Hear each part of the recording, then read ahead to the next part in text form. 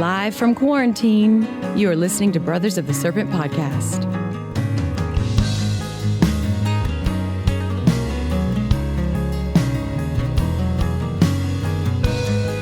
And welcome back, ladies and gentlemen, boys and girls, angels and demons and monsters and serpents, to Brothers of the Serpent podcast, coming to you not live from the 10 by 10 by 10 tangent cube of science, well, kind of live on the Discord, nestled amongst the dusty bones of an ancient seabed high atop the Elbrus Plateau.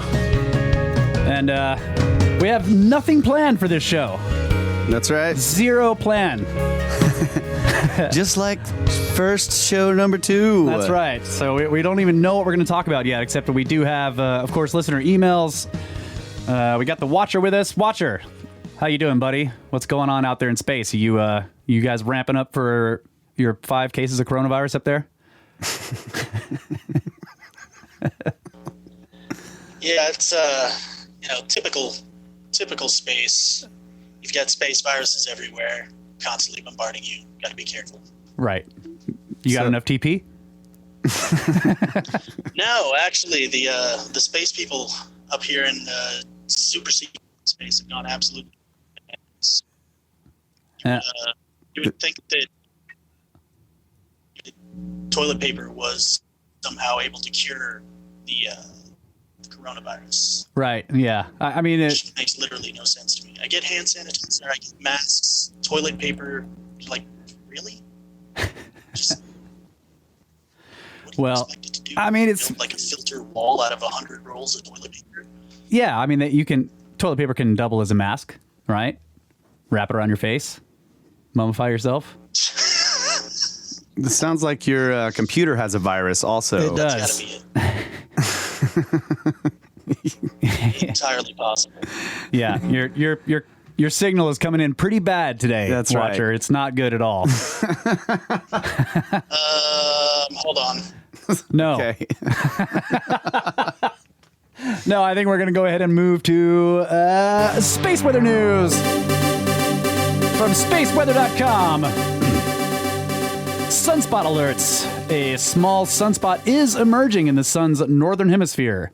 Its magnetic polarity marks it as a member of new solar cycle 25. If it continues to develop and lasts long enough to be officially numbered, it would be the fourth new cycle sunspot this year, another sign that solar minimum will not last forever.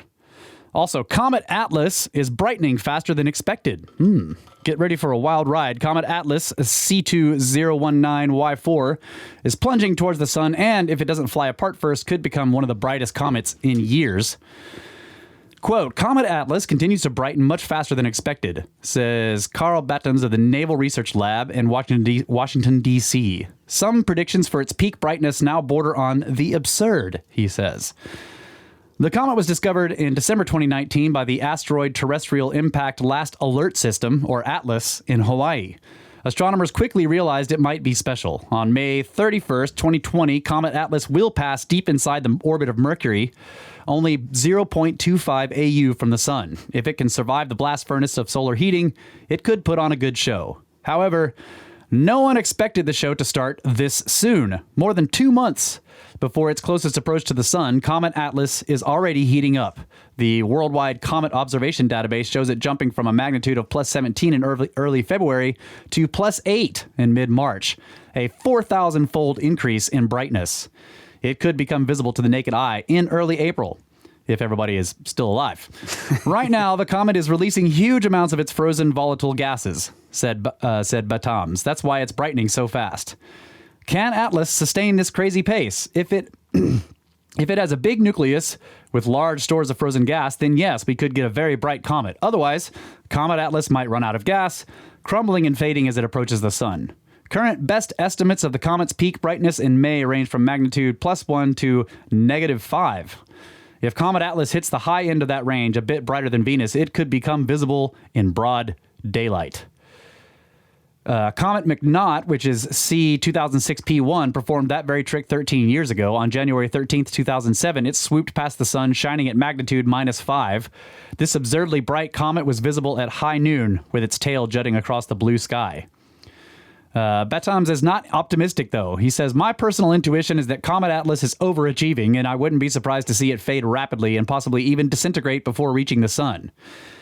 Come to think of it, that would be a good show, too. Fortunately, NASA has spacecraft with cameras that specialize in seeing things close to the sun. The heliospheric imager on NASA's stereo spacecraft will get a good view of Atlas from mid-May through early June. The camera is very sensitive, so we might be able to observe Atlas's tail interacting with the solar wind and outflows, as well as any other potential breakup events. So stay tuned. Cool. Yeah. It's interesting. Comets are portents of disaster, and here we go. Yeah, that's a good point. If you think about this in medieval times or whatever, at this point, at least in this country, no one would know yet that there was this plague. But by the time the comet's getting bright, that's when everybody's going to be really sick. Oh, man. You know what I mean? That's it's kind of weird. It's kind of weird. All right, current conditions, solar wind speed, 412.2 kilometers per second, and the density is 9.4 protons per cubic centimeter. So Seems to be fairly normal. Yep, seems normal. All right, I got a story here. All right. Ty really wanted me to report on this story. This is from theguardian.com. Scientists identify rain of molten iron on distant exoplanet. WASP 76b is what astronomers call an exoplanet, one that orbits a star outside our solar system. Scientists have discovered that the local weather conditions include 2,400 degrees centigrade temperatures, winds in excess of 10,000 miles per hour, and a steady pelting of iron rain. Whoa. What? The observations of the distant planet's unusually hostile climate are the very first results from a new instrument on the Very Large Telescope in Chile, which astronomers say will transform our view of worlds far from beyond our own solar system. WASP 76b, which is 640 light-years away in the constellation of Pisces, is an ultra-hot gas giant. It orbits its star at about 3% of the distance between the Earth and the Sun, resulting in scorching surface temperatures and the weird phenomenon of molten iron falling from the sky. Quote, it's a kind of world we can't imagine easily because we don't have anything like that in our solar system, said Christoph Lovis, an exoplanet researcher at the University of Geneva and co-author of the paper.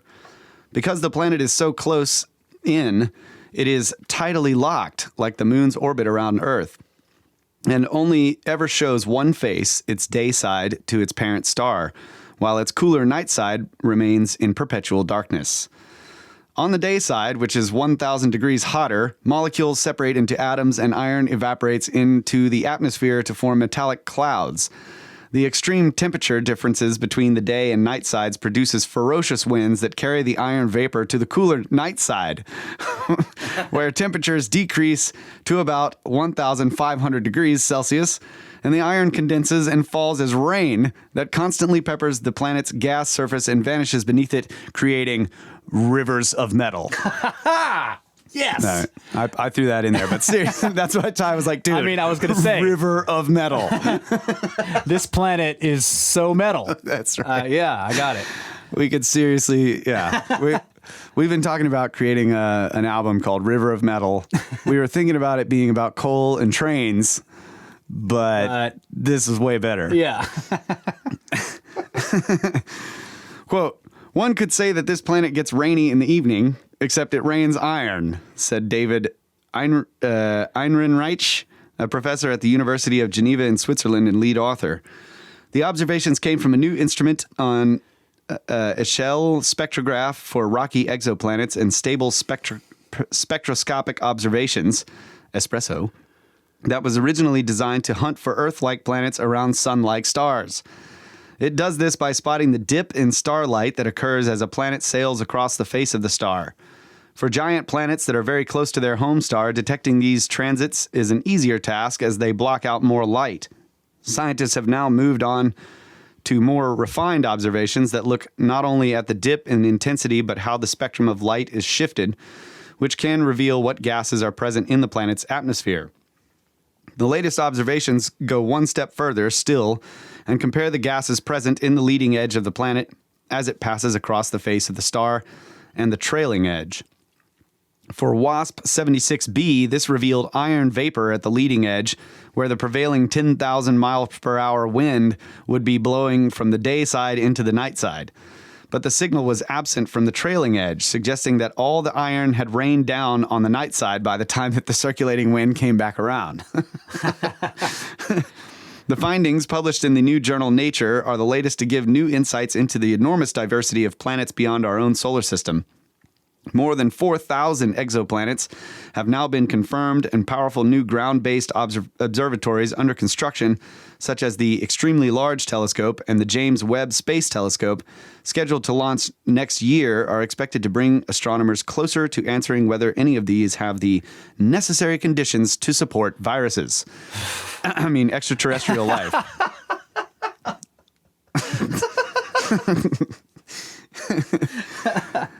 So that's pretty cool. Yeah. I remember I used to, want to read old sci-fi stories, and they would have these, there would be these tidally locked planets that are tidally locked to their primary, to the star, so they're on the inner planet, and they would put all their facilities right at the day-night line because of that very thing, because like the day side of the planet was just too hot. Right. Yeah, and the night side's freezing cold. It's freezing cold, so you put it right at the line where it's sort of where the sun's just below the horizon, because that's the only place you can. But then but the point was to mine those planets, because it does rain all the metals That's cool. on the cold side. So all you have to do is put collectors out and wait. Yeah. Iron microspherules. Yeah. Did you have the story about the... Yeah. So I got another one here from SmithsonianMag.com. A mysterious 25,000-year-old structure built of the bones of 60 mammoths. This is by Brian Handwork. What is going on here? Brian Handwork. Handwork. A jaw-dropping example of Ice Age architecture has been unearthed on Russia's forest steppe, a huge circular structure built with the bones of at least 60 woolly mammoths. But exactly why hunter-gatherers enduring the frigid realities of life 25,000 years ago would construct the 40-foot diameter building is a fascinating question. How do they know they were hunter-gatherers? Yeah. Quote, clearly a lot of time and effort went into building this structure, so it was obviously important to the people that made it for some reason, end quote. Says Alexander Pryor, an archaeologist at the University of Exeter in the UK. He is the lead author of a new study published this week in the journal Antiquity, and I guess this is probably last week, describing the find at Kostenki, a place where many important Paleolithic sites lie clustered around the Don River.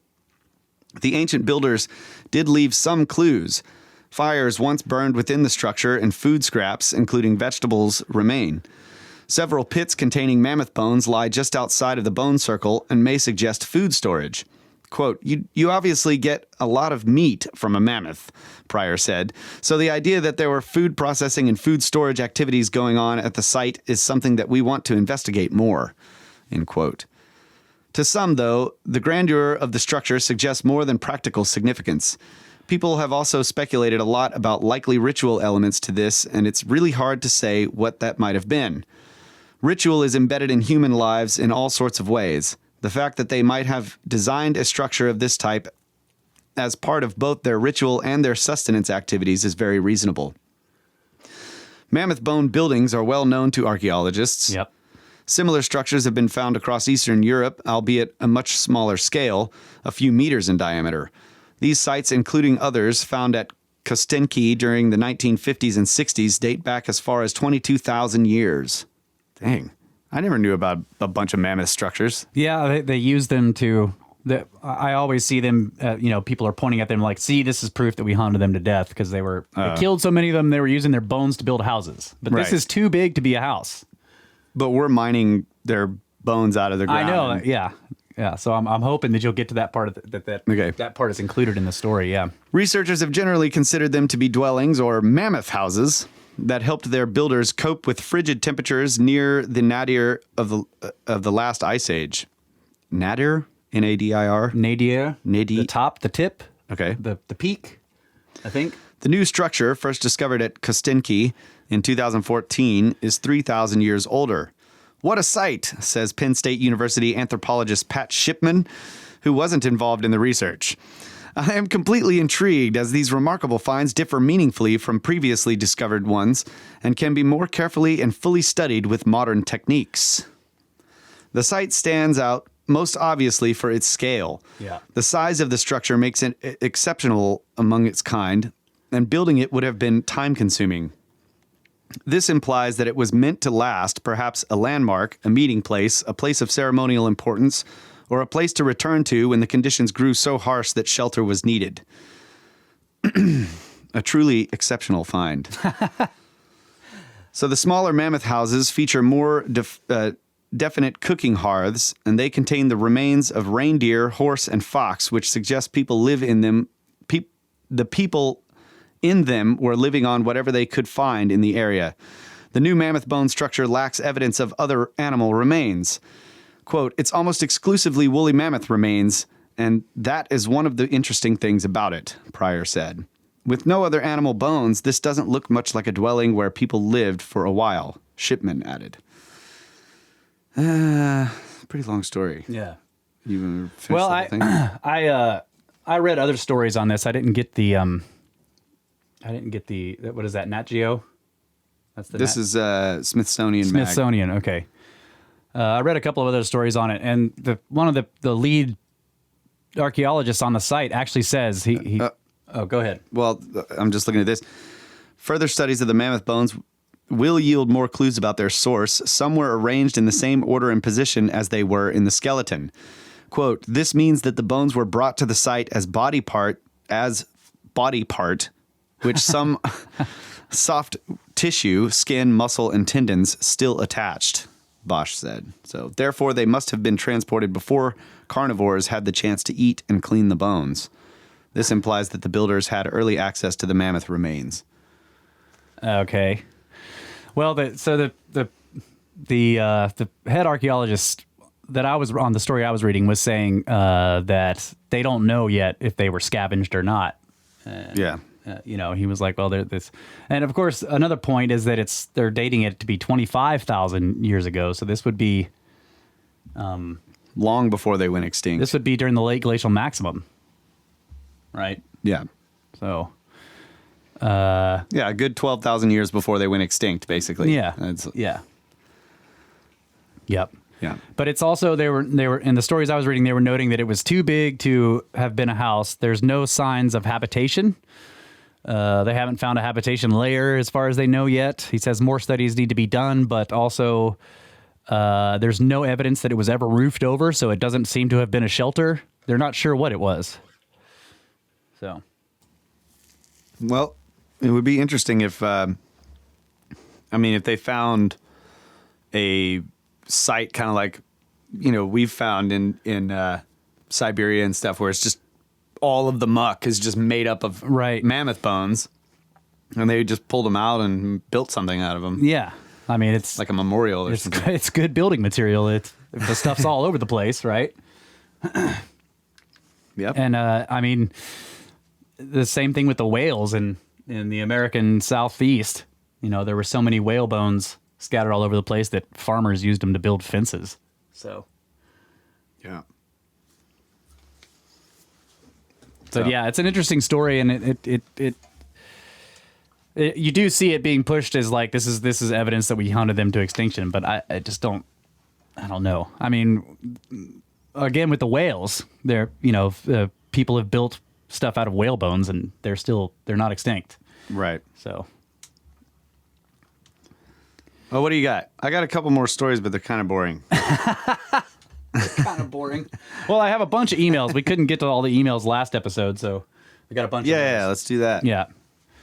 And also I was going to say, for anybody listening later, we are live right now in the Discord chat, so we do have a troll room. Snakes trolling us right now. It's fun to watch snakes be trolls. It's an interesting thing. They seem to have some kind of meme thing going. I don't know what they're doing. It's not, whatever they're talking about doesn't have anything to do with what we're talking about right now, so I'm just going to have to ignore what they're saying. Anyway, here we go. This is a comment on episode 137, which was Earth in Upheaval Part 5. I got to adjust my mic here. So this is from Joanne. She says, just a thought on the core of the Earth. Could the Earth's core be made of mercury? At a room temp, it is not electromagnetic. However, when cooled, it does some really interesting stuff. That's as far as my research went. Could this be possible? Great show as always. Snacks! I don't know what mercury would look like at super high temperatures and extremely high pressures. That's which is what I would assume the core of the Earth would be, right? Yeah. Very hot and very high pressure. But yeah, it does weird stuff. It does. With magnetism. Yeah. I don't know. There's a strange Strange phenomena. Yeah. Okay. Let's see. This is The watcher wants, I know he wants to say something about this. Yeah. Every time Mercury comes up. the watcher has all kinds of stuff to say. We saw him get excited just by icons moving around in the watcher chat. And you know, there are engineers and scientists right now thinking about spinning Mercury really fast and electrocuting it. Yes, that's right. And hitting it with giant magnets. So. That's right. Episode 130. All right, this is from Tim. He says, hoping you're okay, upheaval number 4. So this is a response to Earth in Upheaval Part 4. He says, hey guys, I wanted to write because I'm concerned regarding something way out of character in Earth in Upheaval Episode 4. However, first let me say I've thoroughly enjoyed listening to your podcast and have been binging for the past 5 months. Great research, excellent thought-provoking content, and of course a dash of humor makes your podcast among the very best available. Wow. Thank man. you. Yeah. He says, the intent of my message here is to reach out a hand and ask if you guys are doing all right. The reason for my alarm is upon hearing Earth in Upheaval episode number 4 at the time marker of 1:02:48, you guys were talking about the Snake River.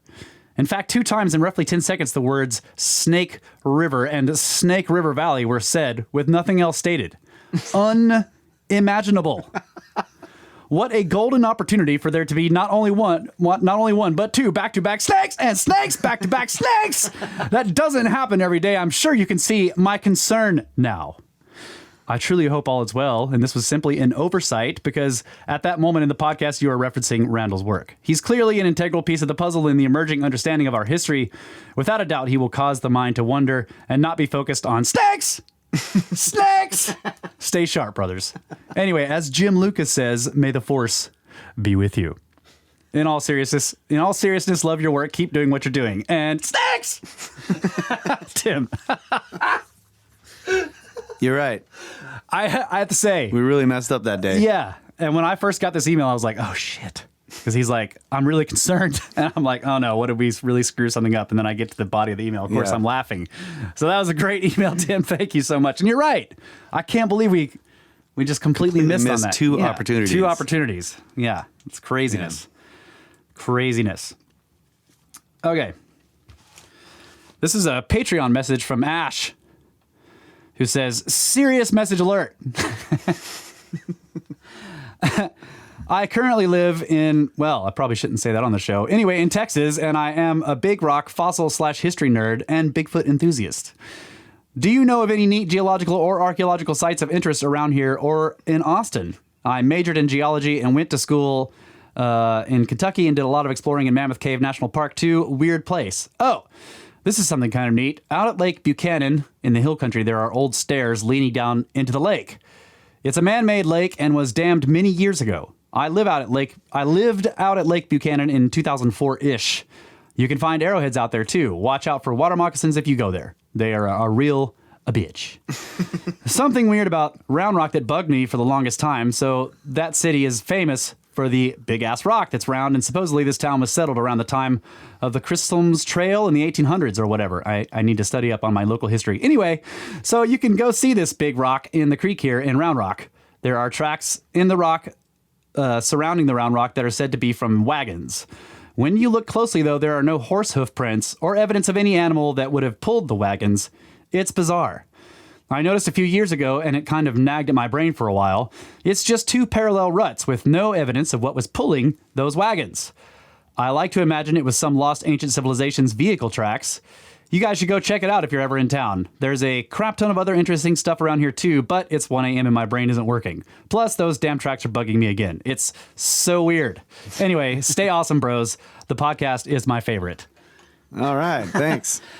Cart That ruts. is cool. Cart ruts in Round Rock. We're going to have to go check that out. Yeah. Yeah. Bigfoot enthusiast. And what else is it? What else? She was asking about other cool stuff to go see. Well, I mean, Enchanted Rock is Yeah, pretty Enchanted Rock is fantastic. If you haven't been to Big Bend, go check that out. Yeah, I mean, that's for not sure. close, but, you know, it's Big Texas. Bend has all Everything kinds is of- far away. cool. Yeah, Big Bend has lots of cool stuff. And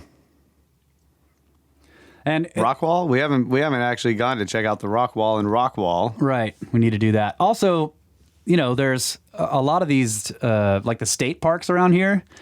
If you can find the right ones with the right layers that go into the canyons, sometimes you can find dinosaur footprints. They're pretty, I wouldn't say common, but they are in the layering in the hill country. So, Yeah. and if you can get to a place where the Glen Rose Formation is exposed, you can find all kinds of fossils. What else? I mean, fossil hunting in the hill country is easy. You can pretty much go anywhere and find fossils here. So, but yeah, I would like if you're looking for something really close, look at state parks and see what they've got, because there's always something interesting in the state parks. There's one nearby here that has the big ammonite fossils that are in the ground that you can go look at. So you can always check those out. Okay. PayPal, you've got money. Oh yeah. Oh, is this it? Wow. Hey, from look the at that. watchers putting the pictures up. Whoa. That That's is cool. Now, okay, I have seen. Okay, but that one is curved. Yeah. But I've seen ruts in the river that look like this, like parallel ruts that run along in the bottom of Right, the river. yeah. And in some cases, it's nothing but parallel ruts. In Right, the bottom but of the river. those don't look. Yeah, those are different. Yeah. That's really interesting. Okay. This is from Walt called Ants. He says, your ant problem and solution was very interesting. I was going to recommend spraying with borax solution to prevent fungal farming, but your solution is even better.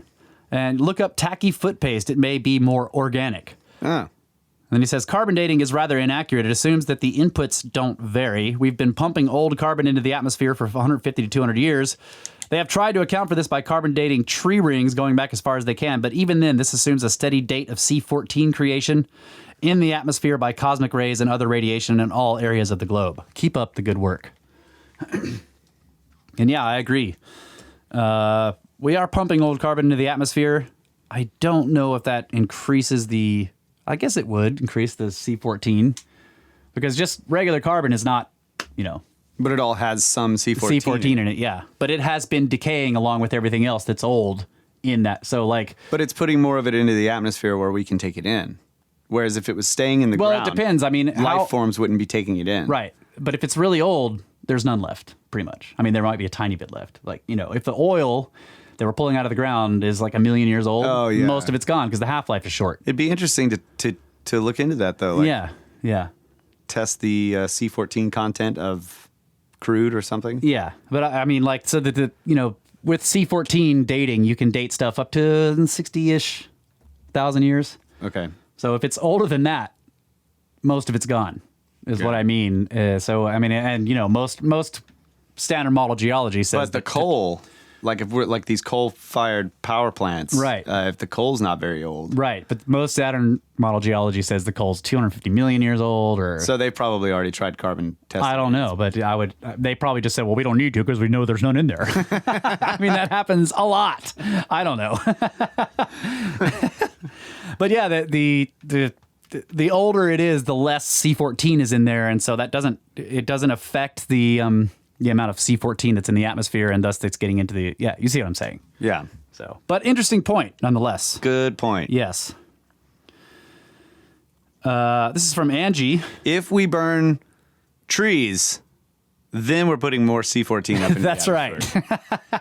And so, like, pretty much every night during the wintertime or every weekend during the wintertime, we're all burning all the dead trees around here and breathing it in. So we have, and I guess, like if you were a hunter-gatherer and you lived around a campfire, you'd be taking in a lot more C14 That's right, than because you're like getting the it animals. concentrated out of the tree. Yeah, That's right. Yeah, you would. Than the animals that are not near the fire all the time. Right, especially if you're one of those guys where no matter which side of the fire you get on, the wind blows it right at your face. People that smoke weed all the time are taking in more Way C14. more C14. That's right. You could have, I mean, Tobacco doesn't contain C14, so it's better for you. Yeah, people who smoke stuff, well, smoke organic stuff, have more C14 in them, probably. Okay, this is from Angie. She says, this is about the Where Did the Road Go episode. Guys, I love this episode. So glad to see y'all aren't conforming to the standard model idea that your podcast should be relegated to the fringe. What does that mean? I don't know. I mean, Like I'm not sure what she's saying. I agree with you. I think our podcast should be totally mainstream, but it's not. that's what I was wondering.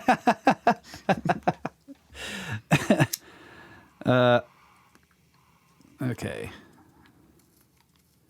Well, let me skip. But thanks. Yeah, thank you. I'm glad you enjoyed the... We're going to do another one tonight, I think, with Soraya. Part 2. Let me make sure I've got these right here. Okay, this is from Eric, called Quick Question, and it's an extremely long email. Hey, guys. I've got all kinds of stuff to ask or share, but this one has to be brief. Just wanted to ask a quick question, then get back to listening and working. On episode 132 with Darren Grimes, you read an email from a guy in Maine named Justin, in which he asked for details on some locations in Maine you discussed on a previous episode. So part one of the two-part question is, any chance I can get that same info? I grew up in Maine and was never super into all this stuff we're into, Indian mounds and the pyramids, Graham Hancock and Randall Carlson type stuff, etc., when I was growing up. I moved back in June after a bit over a decade, and I'm now very much interested in all of this stuff and would love to go check these places out. Part two of the question is, will you pass my info, name, and email on to Justin and let him know that there is someone else in Maine down for checking this stuff out in person? My cool. dog and I are always outside and love exploring, and I can only imagine it'd be even better doing it with someone who shares similar interests. Other than that, love the show. You guys do a great job on mixing actual educational content with humor and personal flourishes that make it easy and very entertaining to listen to. So thanks for all the work you put in and for the great end result. Thanks again, Eric. Snakes! And Awesome. yes, he says at the very end, and yes, it was sent from my iPhone. Thanks a lot, man. Yeah. That's yes, cool. We will put you in touch with Justin. I'll have to dig that email out and put you in touch with him. But yeah, I think the site that we mentioned right off the bat was the New Hampshire site. Yeah. And that's it's like America's Stonehenge. America's Stonehenge. Right. I'm trying to think of. And we talked about the calendar 1 and 2, but those are in Vermont. Yeah. But yes, there are sites in Maine. That's not that far away, Right. right? I mean, like Yeah. we're in Texas. You guys, you can drive to Vermont. No big deal. Right. It's not a big deal. For us to drive to Oklahoma, however, takes 2 days. But yeah, it was kind of tricky finding these sites in Vermont. Yeah. What I would do also is look up Jim Vieira's work. Yep. Vierra, I think. Yeah, I think so. Because he goes through a whole bunch of these quote unquote root cellars, stone structures in the Americas, in New England. And I'm sure with a little bit of digging, you can find out the locations of some of these. And some of them will be like the ones we went to in Vermont were on trails. They were on private property, but there were trails that went to them. And these trails are actually open to the public. Right. So they go through private property, but the trail itself is public somehow. Yeah, it's some weird promotion thing that they you know, when it's all snowed in and they can't get through the highways, they got a way, you know, they got the hidden highways for their snowmobile wheels. Snowmobile trails. That's right. And yeah, so that's we were lucky to have a couple of locals that knew that we weren't trespassing, and they were like, no, we can walk on this trail. So we eventually found the Calendar 1 and Calendar 2 site. But there are a bunch of them around New England, and I bet you there are some in Maine.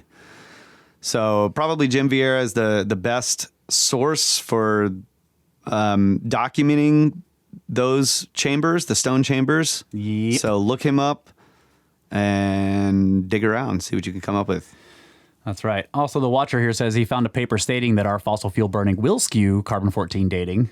And then he questions, wouldn't that mean any large volcanic eruption or meteor impact would also hugely skew C14 dating? Which he's right. Yep. I mean, if burning fossil fuels that are 200 million years old is somehow going to skew carbon-14 dating, then that means that any carbon that gets spewed out from the interior of the planet, like in a volcanic eruption, would also skew C14 dating. So yeah, and anything that would throw up a whole bunch of organic matter into the stratosphere will also skew it.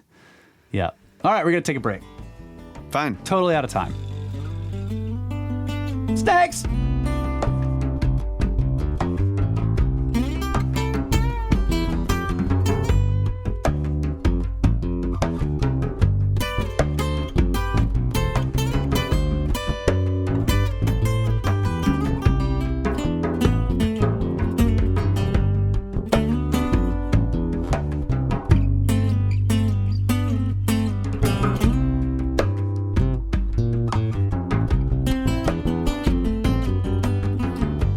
And we are back. Brothers of the Serpent podcast here in the 10 by 10 by 10 tangent cube of science with half our pyramids tied behind our backs.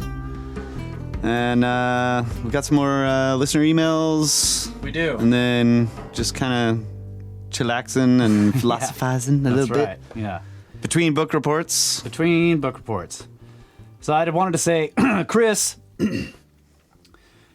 from the with the banner store. Hey, dude, you should join the Discord, and we'll talk about banners and stickers and stuff because that's really cool.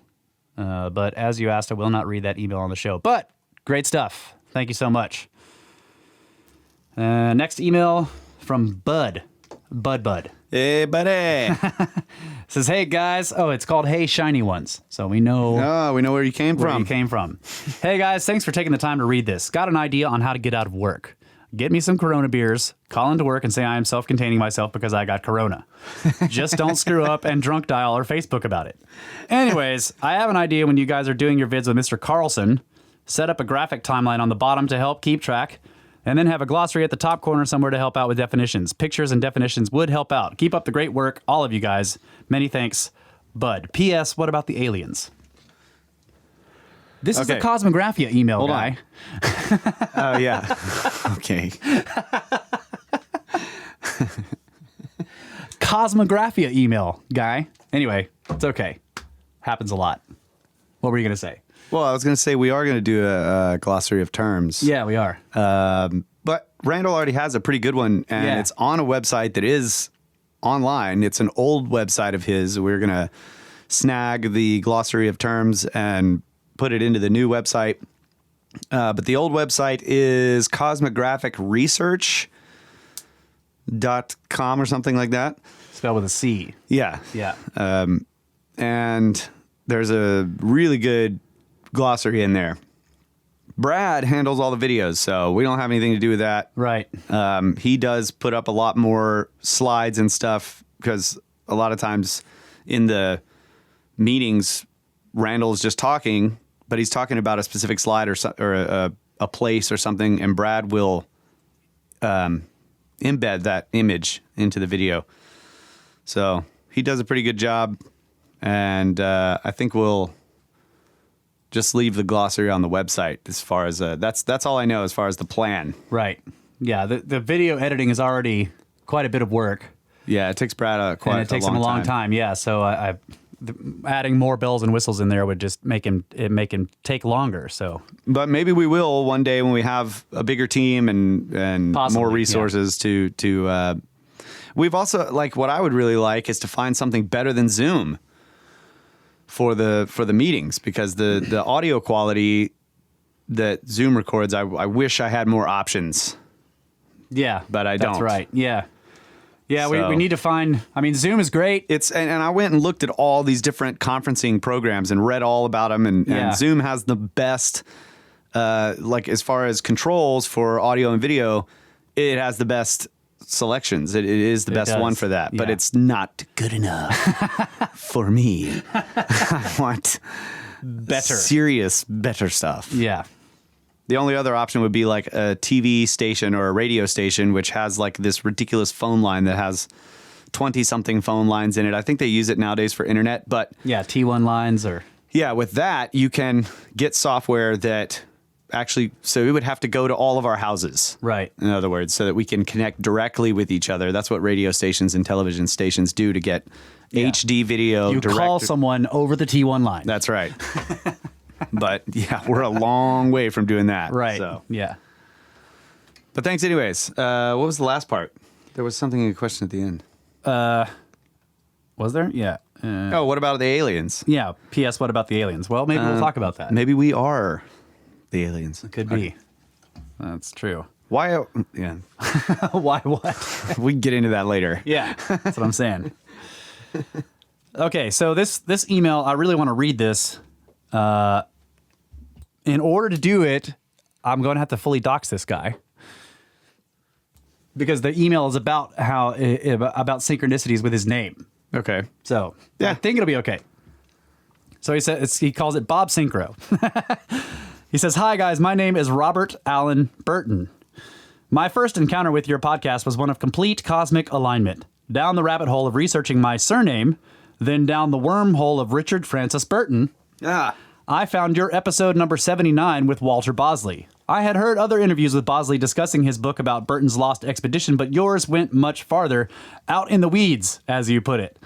But the cosmic alignment goes like this. A, the Burton thing. B, your last name is my middle name. C, towards the end of the episode, a discussion comes up about the cosmic weirdness of the names of Richard Francis and Francis Richard being joined together on some project.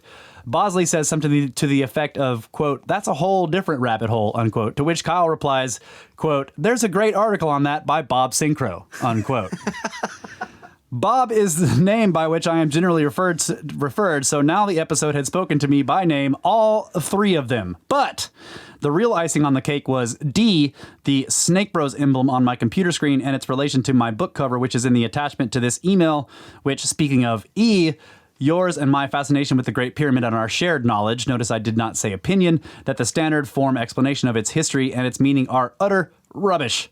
I could speak more on that, but I will refrain for now, being as I will be revealing what I know about the subject in my next book. Keep up the great work. Your snake cousin, Bob. Oh, cool. Well, he's going to be an author, so you can't really dox him. Right, that's true. He wants to be doxed. Yeah, he wants to be doxed. If you're going to be publishing stuff, Robert Allen dox me, please. Burton, listening to a podcast done by Russ and Kyle Allen about Richard Francis Burton. That's pretty cool. It's pretty cool. I think Darren would give that like a 2.75. Darren's pretty harsh on synchros. He's... That's great. All right. Let's see.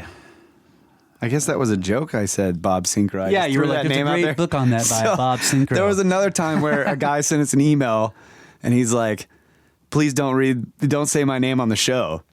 And I'm like, "Oh, thanks, whatever." And I just threw a random name out there. Yes, that's right. And it was his name. Yeah. But I, of course, didn't know that until the end of the show. Russ is like, dude, that was the actual guy. So I had to go back in and edit it and make it say Johnson. Okay, the trolls are saying they're getting feedback. What's happening? What's happening? Oh, maybe, is it, whatever. Can't help you, trolls. Oh, they fixed it. You guys fixed it? Good. Stop bothering us.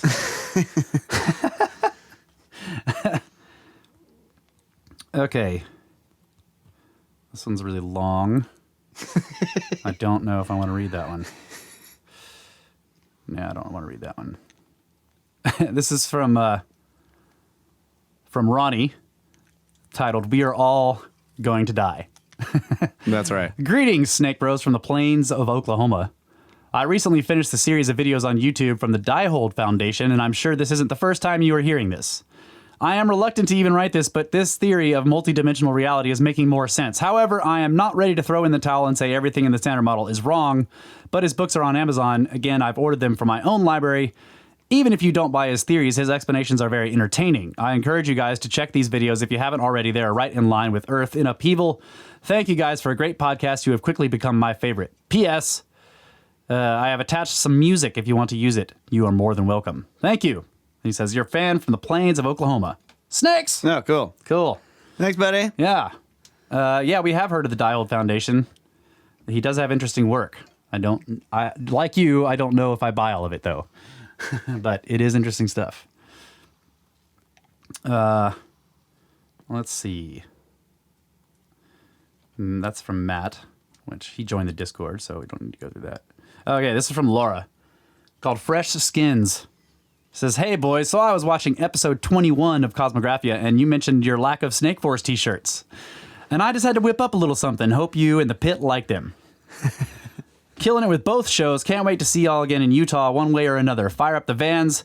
Us East Coasters are talking carpooling over here if need be. Bound to be epic either way. And yeah, this is Snake Force. Yeah, that's cool. Yeah, so we met Laura in Pagosa. That's right. Yeah, and she's a designer. So there's the snake. It's got a pyramid, twined snakes.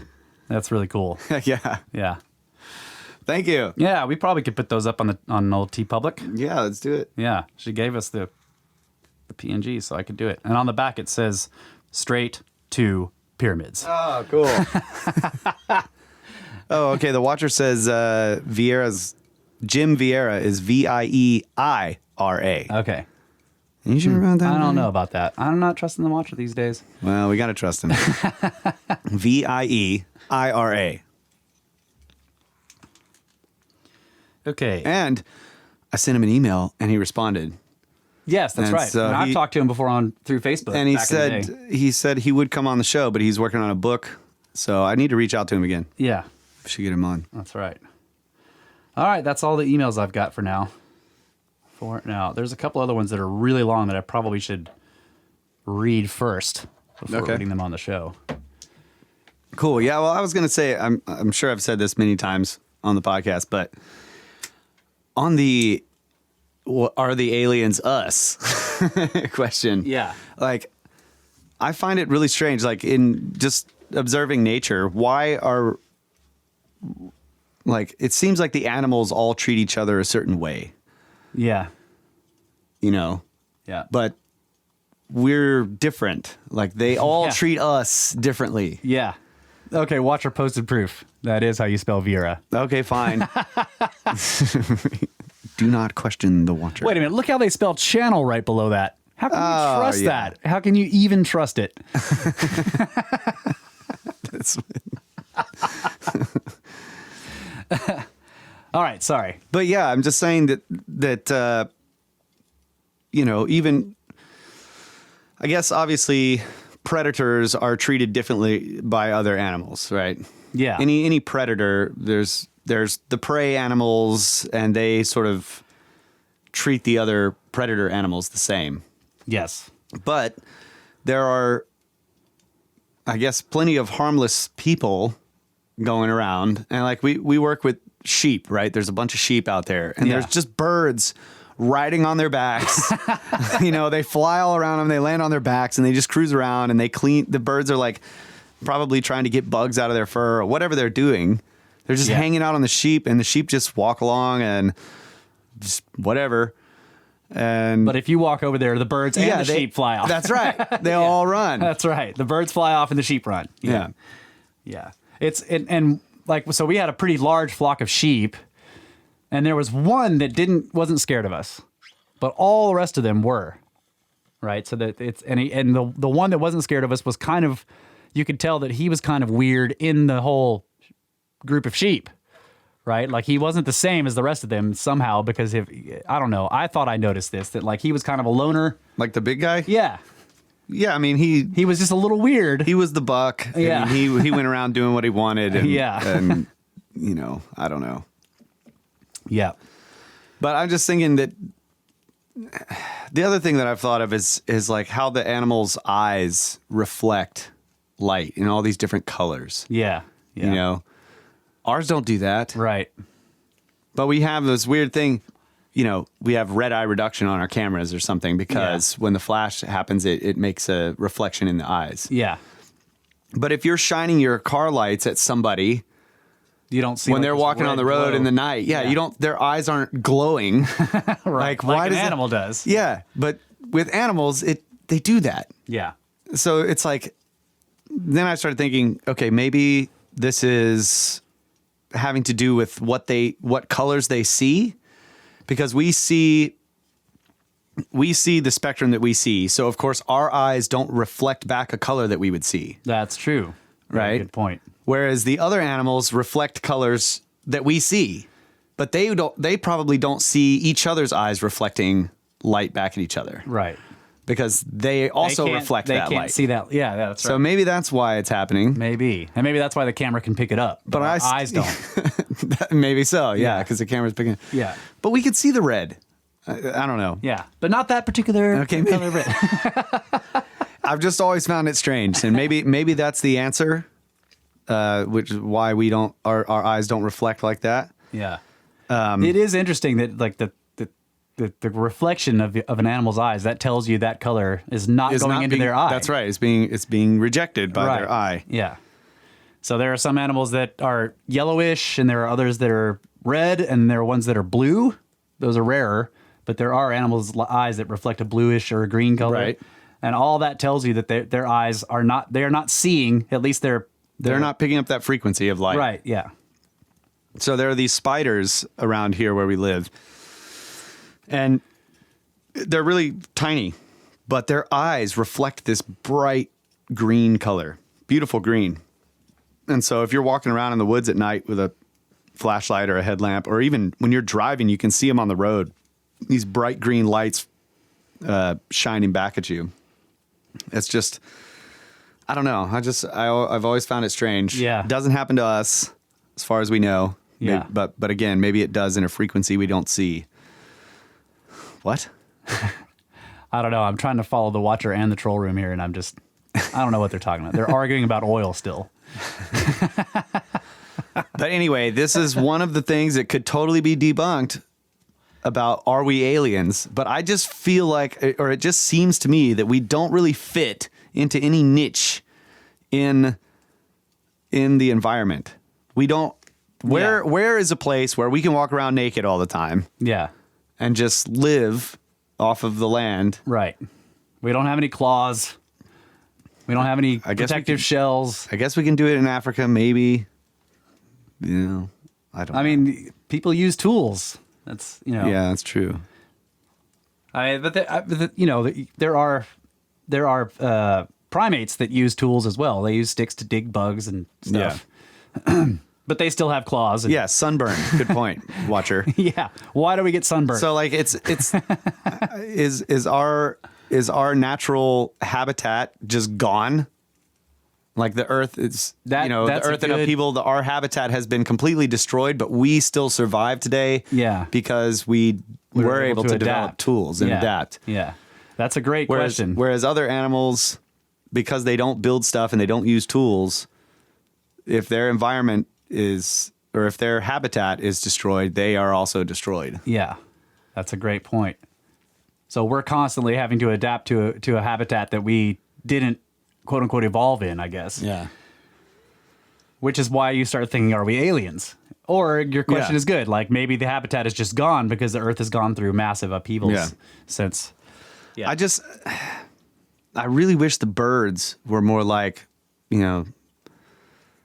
like butterflies and stuff, where they just come and land on you, and just hang out. That'd be cool. Yeah. You want to be a Disney princess? That's right. Yeah.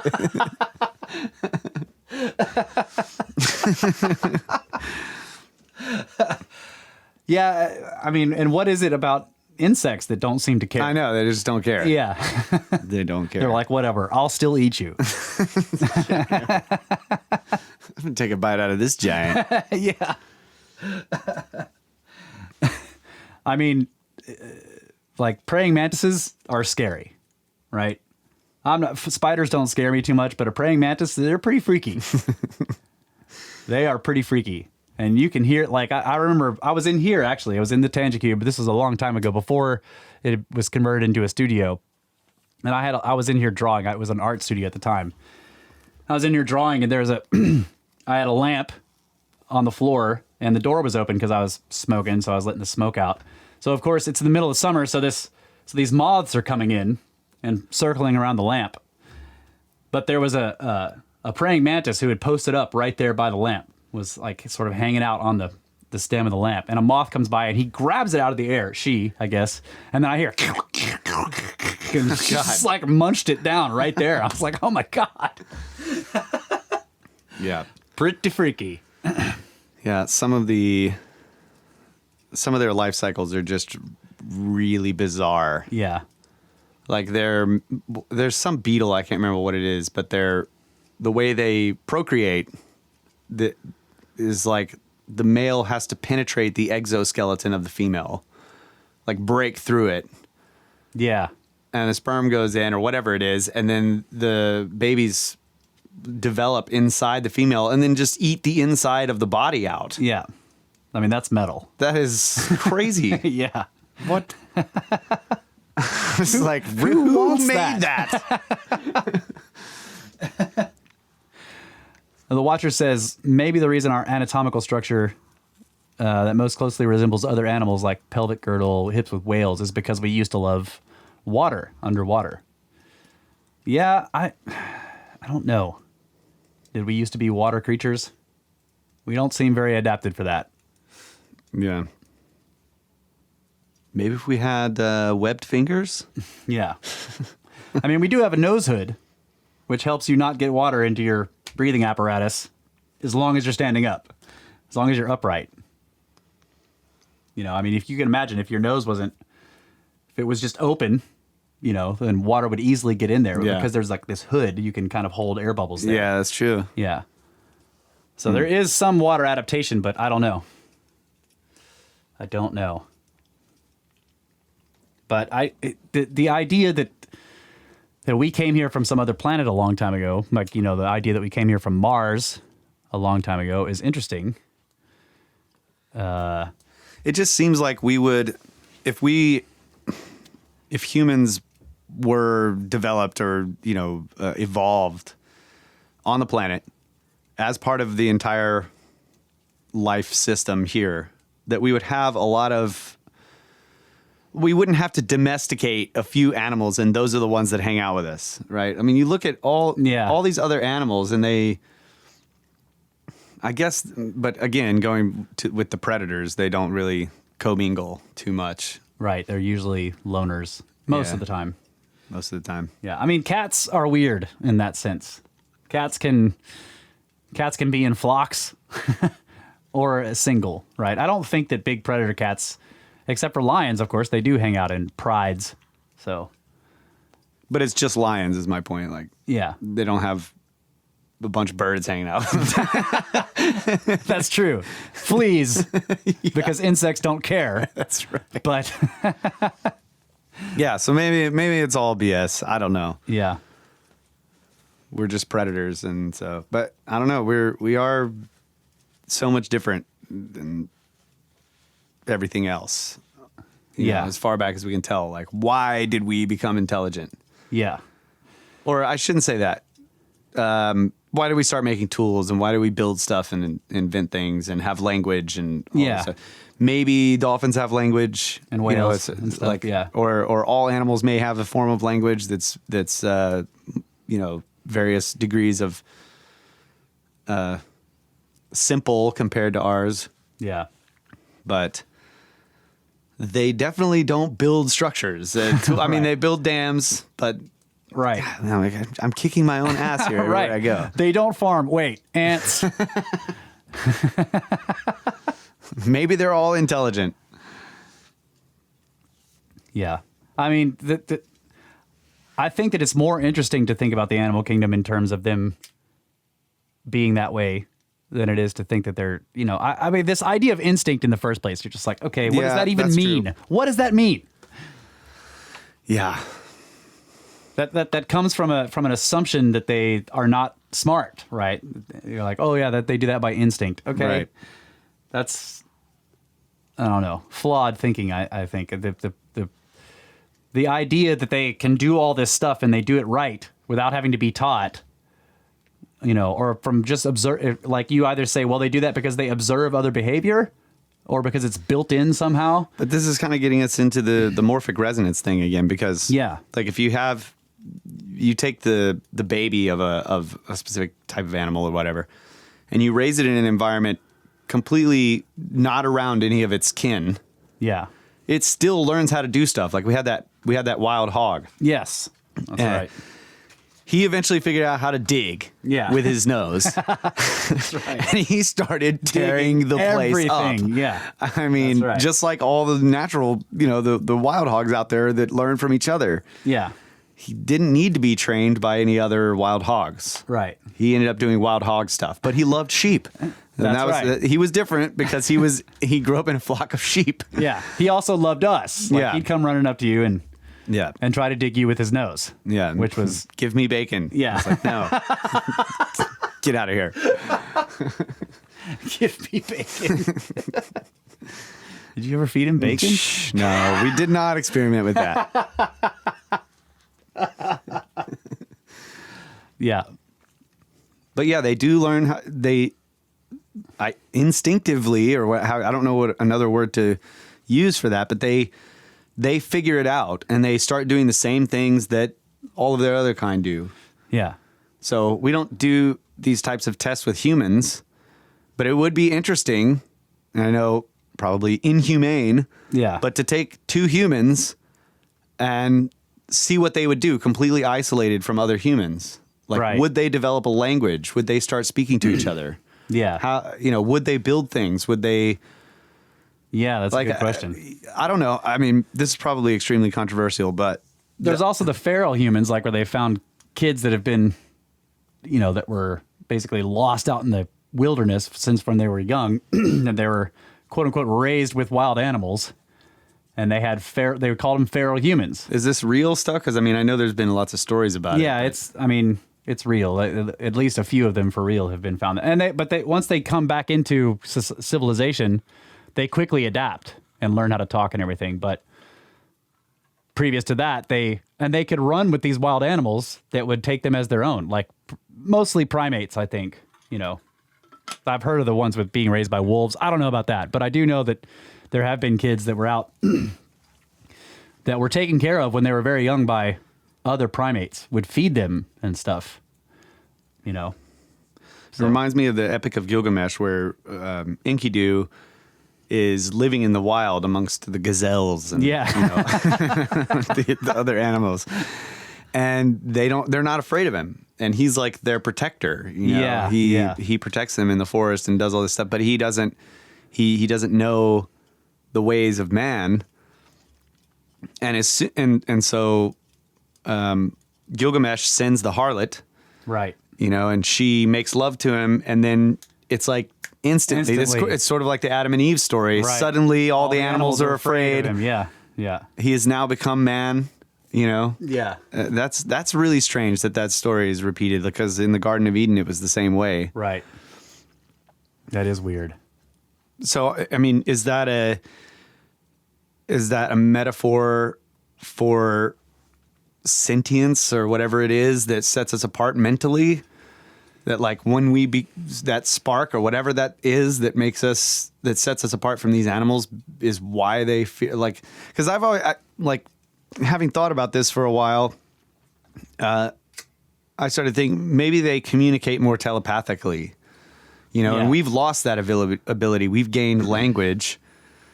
Yeah. And so but even though we are using language, we still communicate to each other in many telepathic ways that are almost, we don't even notice it. It's so common.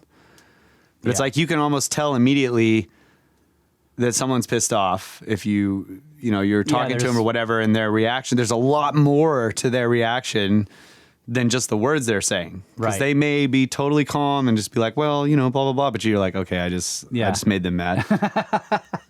Because they're communicating something to you telepathically. And so I started thinking, my dog, I was like, okay, I'm going to run some tests with my dog. And just like think stuff at my dog instead of doing the voice commands. Yeah.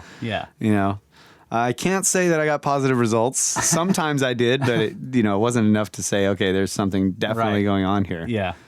Because at that point, the dog is already used. They're like waiting for you to talk. Yeah, exactly. The dog's like, what are you trying to say? You need to say something. But there were times like in one instance, I had this really bad dream, like a nightmare, and my dog was in it. Oh yeah. And then when I woke up, I couldn't see my doorway from where I'm laying in bed, but I sat up and I looked over at the door, and Mally, my dog, walked into the doorway and just looked at me, like all worried looking. You're like, what? Yeah, exactly. It freaked me out. But so I wonder if they communicate telepathically in some way, like they still have something that we've lost, because there's all these stories about how we fell from some position that we were in that was more orderly with the natural world or something like that. Yeah. This like also with the story of the Tower of Babel is kind of, you could draw the same metaphor, like we're all of this one language. What does that mean? Like it could have been telepathy or something, and when we all set our minds to something, we're going to achieve it. As long as we can communicate. As long as we can communicate. But the gods basically confused our tongue. Yeah. And now we have to speak all these different languages. We can't understand each other. Yeah. I agree. I think that the idea that the language of the birds is what, was some kind of telepathic. I mean, some people say, well, it's symbolism. But I mean, maybe telepathy is a type of symbolism. It's just direct. Because I would imagine that if you had actual direct telepathic communications, it would show up in your mind as the symbols that I'm thinking of, as the abstract concepts, as opposed to like you wouldn't hear words, right? Yeah. It would be direct. Yeah. Because language has to go through these processes of multiple stages of abstraction. Conceptualization of ideas into symbol. Yeah. And then, All right. interesting stuff. Well, we made it through another segment with No no plan. subject. Snakes Are better than birds.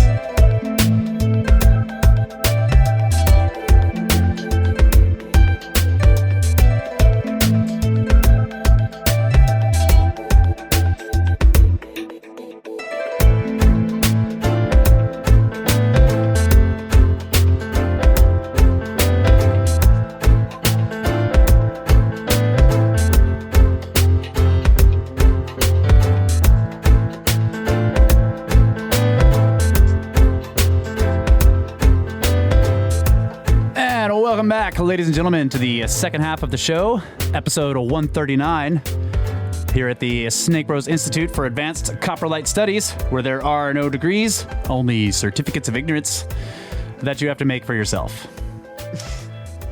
And I think we got some other subjects to go into. I got a few articles that have been on the back burner from the that I've been holding on to through the book reports. But first, let's get the Watcher on. We're gonna talk about viruses. Yeah, he's gonna give us some thoughts. How do they work? Well, so the first thought that I had actually was about Gilgamesh, the Epic of Gilgamesh. And I remember during the episode where we really did the deep dive, Kyle went into it, which was awesome. We had talked about like Enkidu being a like different civilization, right? It's an allegorical tale for two civilizations. Yeah. So going off of that, I was like, well, what if one is the Atlanteans and the other is an alien race altogether? Okay. Like perhaps Martians or moon people, throw in whatever you want. Which one is which? Also a good question. I need answers, Watcher. I didn't say this was a fully fleshed thought. I just said it was a thought. Yeah, I would. Yeah, okay. I would guess it would I have would to be think that the Gilgamesh. Would humanity's probably Gilgamesh because he survives. Well, and he's also building cities and stuff, and it's the other ones that are out in the middle of the wilds, which have to be brought into the civilization. Right. So yeah, but I don't know. Okay, interesting idea. So back to viruses. For Ty, I have a really quick and easy way to sum this up. Viruses are the ones you can't go to the doctor and get a shot to have them clear up. Okay. Because I know why he's concerned. That is right. Yes, it's a veiled VD joke. Anyway, moving on. Okay. So general function of viruses. A virus, by definition, is a piece of genetic material, either RNA or complete DNA, that is encapsulated in a protein coat and attaches to a cell, injects its material into the cell, and then hijacks the cell, essentially. The cell then begins replicating viral code, creates a bunch of viruses inside the cell itself. The cell becomes overloaded, it expands, and it bursts, essentially, throwing out a ton more of these little virus things that link onto new cells and so on and so forth. So, okay. Protein coats. Yeah. So the images that you see, like depictions of viruses, do they actually look like little robots? Or, I mean, yeah, they really do look and function a lot like what I would imagine nanomachines would do. Yeah. So has anybody, well, I guess what I'm curious about is, Are they imaged one? Yeah, in terms of frequency, like they're energetic? Like are they resonating at specific frequencies and stuff? Like, I mean, obviously they're made of atoms and molecules and they're all buzzing around and everything, but like the images that we have of different viruses are taken normally with a scanning electron microscope. As far as the function and mechanism of their like movement, any life-like type behavior they have, we really have no effing clue. That's a big gap in the explanation of a virus. So there's always argument, is a virus a living thing in its own class of life or not? Right. And the argument against it says they show no sign of intelligent adaptability or thought or action. And the other side says, right, they go dormant, but once they are in living fluid or tissue, they definitely have a purpose, and they get down to it and they get it done. And then they reproduce. Do they propel themselves, or do they just happenstance, like land on something that they snag onto? So again, it's hard to say. I mean, it's possible that they've come up with some sort of definitive answer there. As far as I know, they don't necessarily seem to have any method of propulsion, but they kind of don't need it. Because the cells they're targeting, like say it goes up through, your nasal passageway and comes down into your lungs, well, it was respiratory. That's where it wanted to be. And so there are respiratory cells everywhere all around it. So it doesn't even really have to move. It could just kind of hang out for a little while until a cell bumps into it, and then it's good. Yeah. Or it may have some sort of motility. We really don't know. We can't manage to get a sort of a virus in motion. Yeah, I think the Grand Watcher was telling us too that, in his opinion, there's so many of them that they can kind of do it by chance, random chance. They land in the right spot. Yeah. So on the quote unquote viruses living on hard surfaces and in the air for hours or days at a time, like is this unusual? I mean, yes and no. What makes them quote unquote alive versus not alive on a hard surface? Is it like their protein coat? They break down? Yeah. Right. So if they're not, I guess you would say something along the lines of in vitro. If they're not in living fluid, they dry out. And they go dormant? The virus particle itself, as they're dormant, they will eventually die, because once you put them into fluid, even if they come in contact with a cell, they don't function. They won't inject their code. Yeah. And again, something we really don't understand as to why that happens. What we do know is that if they end up in a fluid or something that crystallizes, it essentially sort of puts them in stasis. Preserves them. Yeah. Inside that. So I'm wondering if it's almost like an oxidation or something, like It could be. the protein gets oxidized and starts being broken apart by other chemical reactions taking it apart. Yeah. Yeah, that could definitely be it. Or there's something. I'm comparing especially this to if it's in like living tissue and fluid. If there is an oxidation or a reduction that happens in the presence of water, that would make a lot of sense. Like that activates it. But if it dries out completely, the water's not around, then there's breakdown through another method. I mean, it's an interesting thought. Yeah. So people are talking about the viruses do they have metabolism? You know, I think this is right. The questions on whether or not something is alive is like, does it metabolize? Can it reproduce? And that's why viruses are on the edge, because they can reproduce, but they have to do it with something else. Right. It's like a parasitic reproduction. Right. But parasites are considered life forms. So, right? I mean, there are parasites that we consider life forms, but nobody questions whether or not it's alive, even if it's a parasite. Well, it's because they reproduce on their own, usually through some form of mitosis. Okay, But so parasitic reproduction is the problem then. Right, the fact that they hijack the cell's own mechanisms to create the copies. Right. It would be sort of like which is kind of like what happens with gender, right? You have to hijack the other one to reproduce. Yeah, sure. There you go. Yeah, I'm just saying that the reproduction usually requires another member of the species or something, right? You can't do it by yourself. There is like single reproduction. Things can reproduce. Right. Well, in this case, the thing that's being hijacked has the ability to reproduce. And there's also cell division. Another way. Right. So it's just one of those things where the closer you get to the building blocks, the more you zoom in, things start behaving like they shouldn't. And the further out you get, like the macro and micro problem. Yeah. Yeah. Viruses are one of those things where the closer in you get, the more you learn about them, the more you know of the cell. You look at it and go, no, that's not possible. Yet it still happens and we can view it. So what do you do with that? Right. Oh, viruses are quantum. There you go. They're quantum that explains beings. it. Yeah. But is it unusual or fairly normal for viruses to be able to remain active on a hard surface for hours to days at a time outside of a host?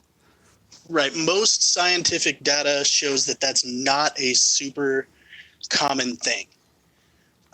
However, they're only paying attention to virulent pathogens, like things that would actually make us sick. Right. They're not looking at stuff that, you rains down from space all the time. Right. Because I mean, I refer to that story. Really limited data set. I refer to that story often. That says that in every square foot, there's like 8 billion freaking viruses landing on the surface of the planet, right? Every minute or something like that. I can't remember the numbers exactly. And they find intact viruses from ancient ice that's hundreds of thousands of years old. Now, you said that if it's liquid crystallized, it can freeze the virus, but still, that's interesting. But tardigrades can do this, right? They can completely go dormant in all kinds of awful conditions, and then they wake back up and start doing stuff again and start eating and reproducing. The really tiny rhinoceroses? Yes, yeah. I'm not sure how to say the name. Tardigrades. Yeah, I'm probably saying it wrong. And again, it's one of those things where because so little is truly understood, like if you think about how we create vaccines for viral illness, dude, we take a bunch of virus, we boil it so it's dead, then we take the dead virus and shoot it into you. The level of like dumb involved in that process, because if we really understood viruses, you could just have an antiviral, Right. right? Like you could just be injected with something that would keep them from functioning, but we don't know how to do that because we don't know how they work. Right. That's a good point. But so you think it's possible that, because I was reading about how viruses will go into some, like these small ecosystems, like in the ocean or something. There'll be small systems of life that come into existence and go back out of existence very quickly, of bacteria, special types of bacteria and stuff, and they're being edited by viruses all the time. So it's making new ones, and then the new ones like kind of build a colony or whatever you call it, and then they end up getting wiped out or something like that, or they get mutated into something else. Do you think that that's like, if we were to wipe them all out, or if we were to come up with some antiviral thing that would make us immune to viruses, do you think that would possibly harm us in the long run? Definitely. Like as we went through the whole, Lyle problem in Earth and Upheaval, Yeah. I started to think in terms of how Archaea, which is a family, it's the third kingdom of life on this planet, and nobody ever talks about it because it's really, really damaging to everything the standard model says. Archaea is essentially like a viral particle. It's not a bacterium, and it can go from any species to any species, and it can basically go, bam, now you got my DNA. All right, I'm going to go hang out over here now, and then it leaves. Huh. So if you had that happening constantly, or space viruses that don't make you sick but are making contact, that could be the explanation of rapid or generational mutation. Yeah. It does And if seem that's the case- it does seem to make more sense that viruses are that they enact mutations, because they're actually going in there and changing stuff around in a less damaging way, at least, than radiation does, which is usually just breaking stuff, right? Right. And I mean, on a micro scale, that's exactly what they do, because you have macrophages, or white blood cells. You have cells that become specialized specifically for that pathogen. So they've created a mutation on the cellular level already. And then that stays with you, right? Which is why you become immune to that particular Right. pathogen. And that's the process that our, injection of dead viruses works upon. Then is that Because passed they're on? not functional, but you still develop the resistance or the immune response. And is that passed on in your progeny? The immunity's not, right? Because all of our kids have to have the same. Now you're getting into Right. epigenetics. Yeah. Yeah, which, man, rabbit hole upon rabbit hole. Right, yeah. And I think that it's been shown that epigenetic changes do get passed on. So Not all the time. maybe not all the time, yeah. Okay, well, Ty, I hope you're satisfied. We still don't know anything. Yeah. We still have no idea what's going on. Okay, so I'm at 3%. I'm gonna Yeah, have to go. my Ty, thought- the shot you're looking for, it's called Rocephin. Rocephin. And make sure they get a little lidocaine in front of it, because that stuff burns, buddy. You want to make sure you're numbed up. All right. Changing subjects here. This is Curiosmos.com. I've been holding on to this article for a while. It says this 5,500-year-old Sumerian star map recorded the impact of a massive asteroid. An ancient Sumerian astronomer recorded on the clay tablet the events he observed on the 29th of June in 3123 BC. It says there's an ancient clay tablet now housed at the British Museum that has puzzled experts for more than 150 years. The cuneiform tablet in the British Museum collection number K8538 is known as the planisphere. Translated more than 10 years ago, the clay tablet is an actual ancient Sumerian star map. The clay tablet was recovered in the 19th century from the underground library of King Ashurbanipal in Nineveh, Iraq, by Sir Henry Layard. Translations and eventual analysis revealed stunning details. The ancient Sumerians etched on the surface of the clay tablet details revealing that they observed a massive object visible in space as it smashed through the Earth's atmosphere and eventually impacted against the planet. The tablets, experts revealed, is a copy of a set of notes inscribed by an ancient Sumerian astronomer that observed the sky. He referred to the object coming from the sky as, quote, a white stone bowl approaching, unquote. The tablet is an astronomical work since it features a set of intricate drawings of constellations and their names. But ever since its discovery, experts were unable to understand what the Sumerian astronomer wanted to convey. That changed with the appearance of computer programs that can help simulate trajectories as well as reconstruct the night sky thousands of years ago. Think about this.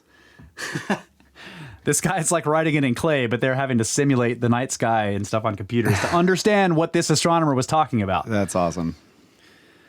And it is precisely that way how experts finally understood what the planisphere tablet refers to. Experts found that 50% of the clay tablet refers to the position of the planets as well as weather conditions like cloud cover. However, the other half of the tablet details how a massive object, large enough to be observed even though it was still in space, as it was seen approaching Earth. The Sumerian astronomer decided the event was of great importance, so he made an accurate note of the object's trajectory relative to the fixed stars. And it turns out that the object observed by the Sumerian astronomer was most likely the asteroid that impacted at Kofels, Austria. According to experts, the astronomer made an accurate note of the trajectory of the object to an error better than 1 degree. Wow. Based on the observations made by the Sumerian astronomers, scientists have concluded that the object in question was most likely an asteroid over 1 kilometer in diameter. Given its orbit, it was most likely an Aten-type, asteroids that orbit relatively close to this planet. The data etched on the clay tablet further explains why there isn't an actual impact crater. Observations indicate that the asteroid's incoming angle was extremely low as 6 degrees. That's really low. So if you think of 0 degrees and then just tilt it up 6 from flat, wow, that's coming in really, really low. Observations indicate that the asteroid's incoming angle was extremely low. This suggests that the space rock most likely clipped a mountain on its way down, most likely the tip of Gamskagel, causing the asteroid to disintegrate before it reached the final impact point. Scientists explained that as it made its way down the valley, the asteroid turned into a gigantic fireball, probably around 5 kilometers in diameter. As it impacted the mountain, it produced extremely high pressures that caused the rock to pulverize. Since it was no longer a solid object, it did not leave an impact crater behind. Wow, that's cool. Yeah. Never thought of that before. Yeah, that is a... Running into the side of a mountain... blows the mountain No crater. up. Yeah. That's really cool. That is interesting. So yeah, the article ends there, but I just thought I've been saving that one for a long time because I was like, I haven't read about an impact that recent, but that's interesting. I mean, I guess that's not that recent. 3,000, so it's 5,000 years ago.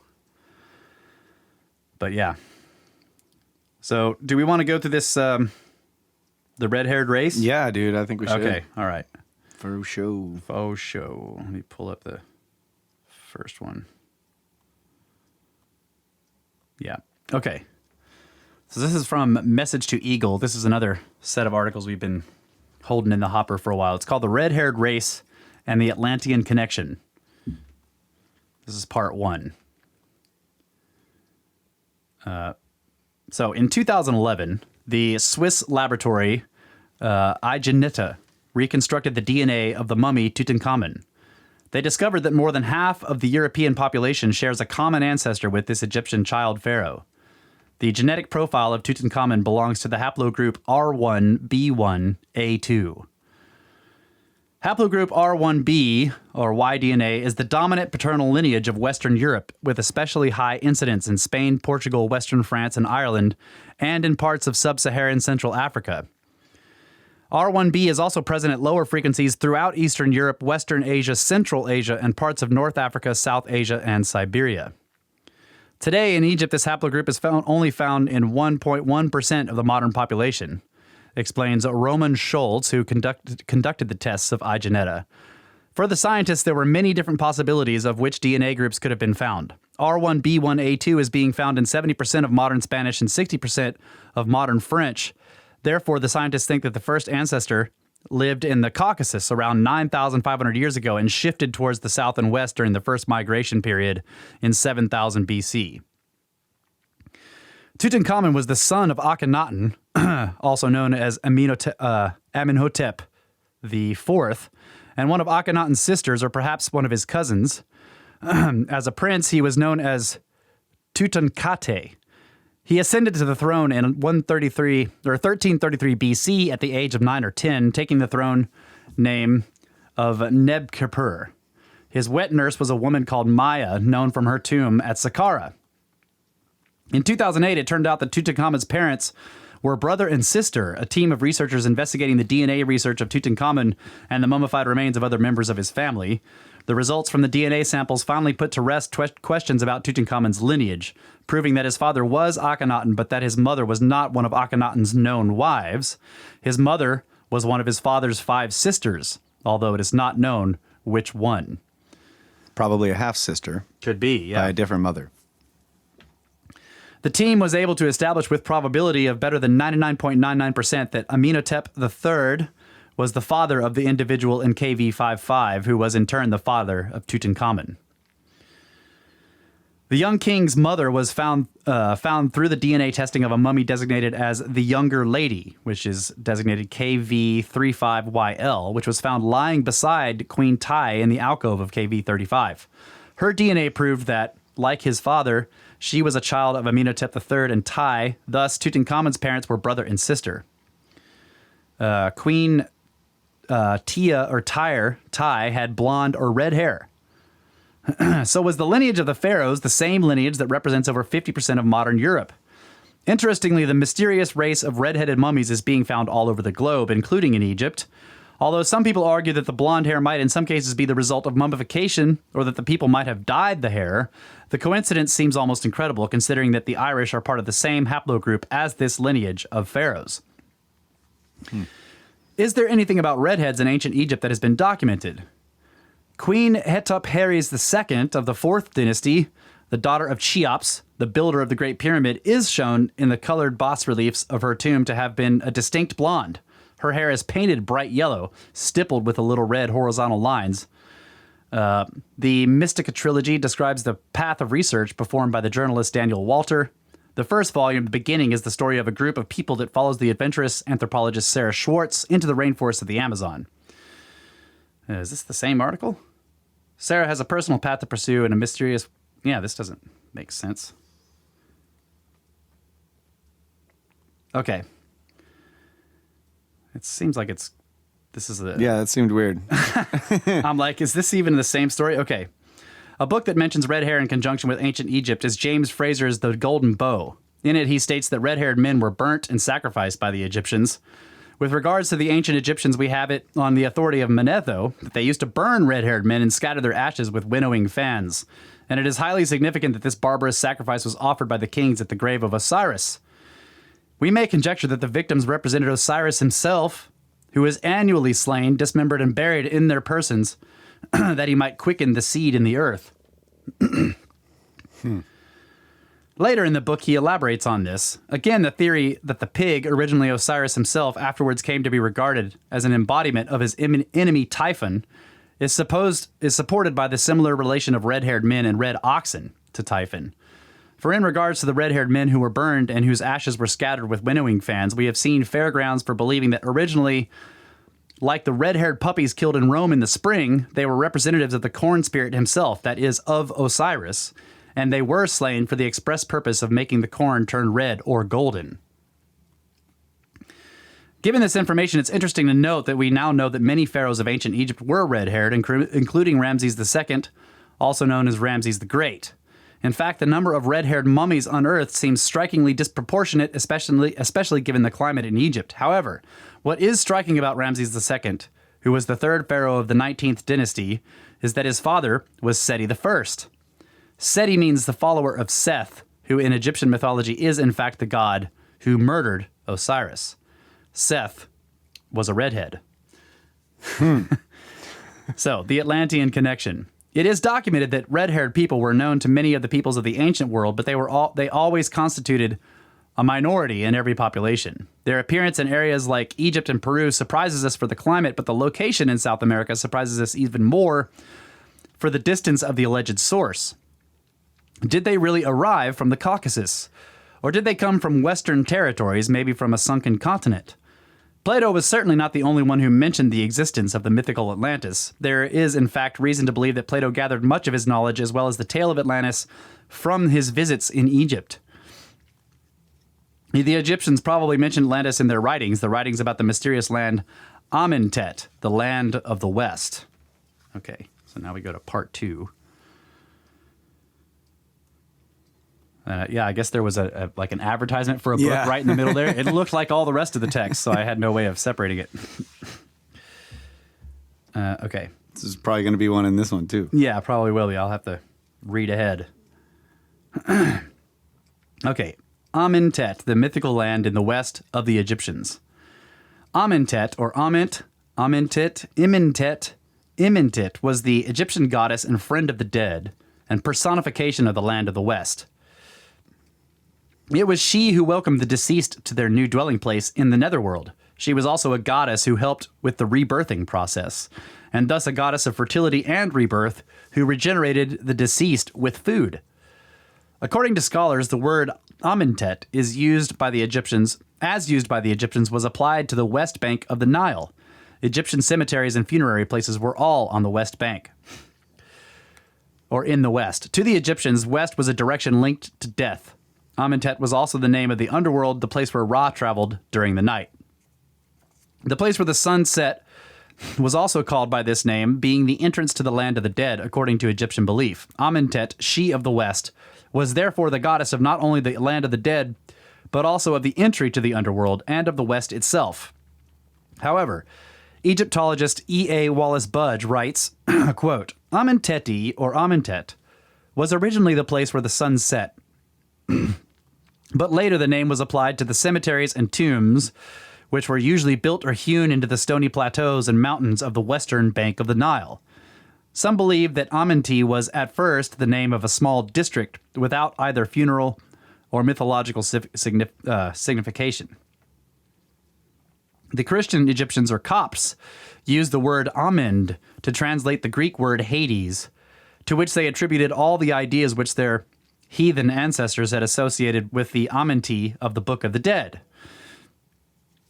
So, Amentet was a western region, a district from the homeland. In Egyptian writings, Amentet is referred to as the world of the deceased as well as a lost western homeland. This would be a logical way of remembering a sunken continent in the west that maybe constituted the very base of the Egyptian culture itself. In this context, it is also interesting to remember that the Egyptian historian Manetho mentioned that the ancient god kings reigned in a foreign land. The hieroglyphs of Set, foreign land or a mountain land, or the world of the deceased or the underworld, and Amentet are very similar to each other. Set looks like a base with 3 waves, while Amentet looks like the same with 2 dots or half circles over the waves. Amentet can mean west, land of the west, or the underworld. Yeah, so he's showing the hieroglyphs. Yeah. Was the mythical Amentet a legend that changed over time based on the existence of a landmass that had sunken into the ocean a long time before? If Atlantis was in the west and, as Plato states, beyond the Pillars of Hercules, which was the phrase that was applied in antiquity to the promontories that flank the entrance to the Straits of Gibraltar, then maybe we have a hint of where Atlantis actually laid, in the ocean today called the Atlantic Ocean, like many people think. This might explain the similarities between the Egyptian and the South and Mesoamerican cultures. If a landmass big enough to be called a continent sank into the Atlantic Ocean, survivors might eventually have arrived on the shores of Western Europe and Africa, as well as on the eastern coasts of the Americas. We'll leave the Americas for later to find out more about the connection between the red-haired people and Atlantis. At this point, it makes sense to have an excursion to ancient Greece before passing on to the American continent, and focus on Amentet's Greek counterpart, the Isles of the Blessed Hesiod.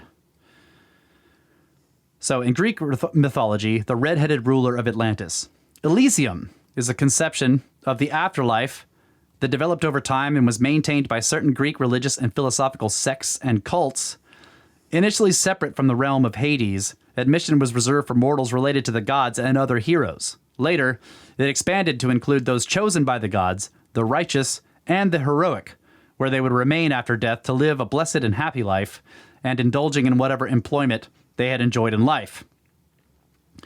The Elysian fields were, according to Homer, located on the western edge of the Earth by the stream of Okeanos. In the time of the Greek oral poet Hesiod, Elysium would also be known as the Fortunate Isles, or Islands of the Blessed, located in the Western Ocean at the ends of the Earth. Again, here we encounter the ideas of a land in the west consisting of several islands, like in the description of Amentet. The Isles of the Blessed would be reduced to a single island by the Theban poet Pindar, describing it as having shady parks, with residents indulging their athletic and musical pastimes. The ruler of Elysium, according to Pindar and Hesiod, was Cronus, but varies from author to author.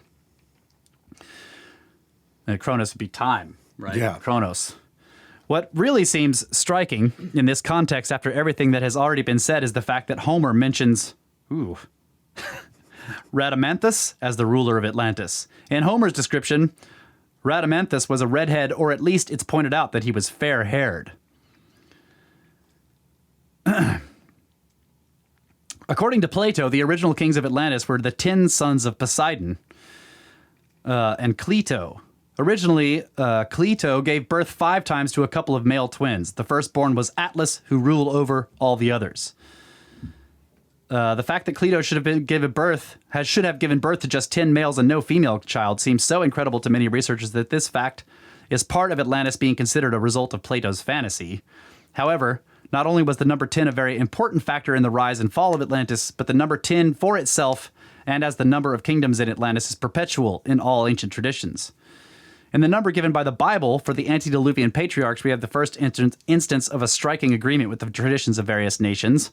Other nations, to whatever epoch they carry back their ancestors, are constant to the sacred number of 10.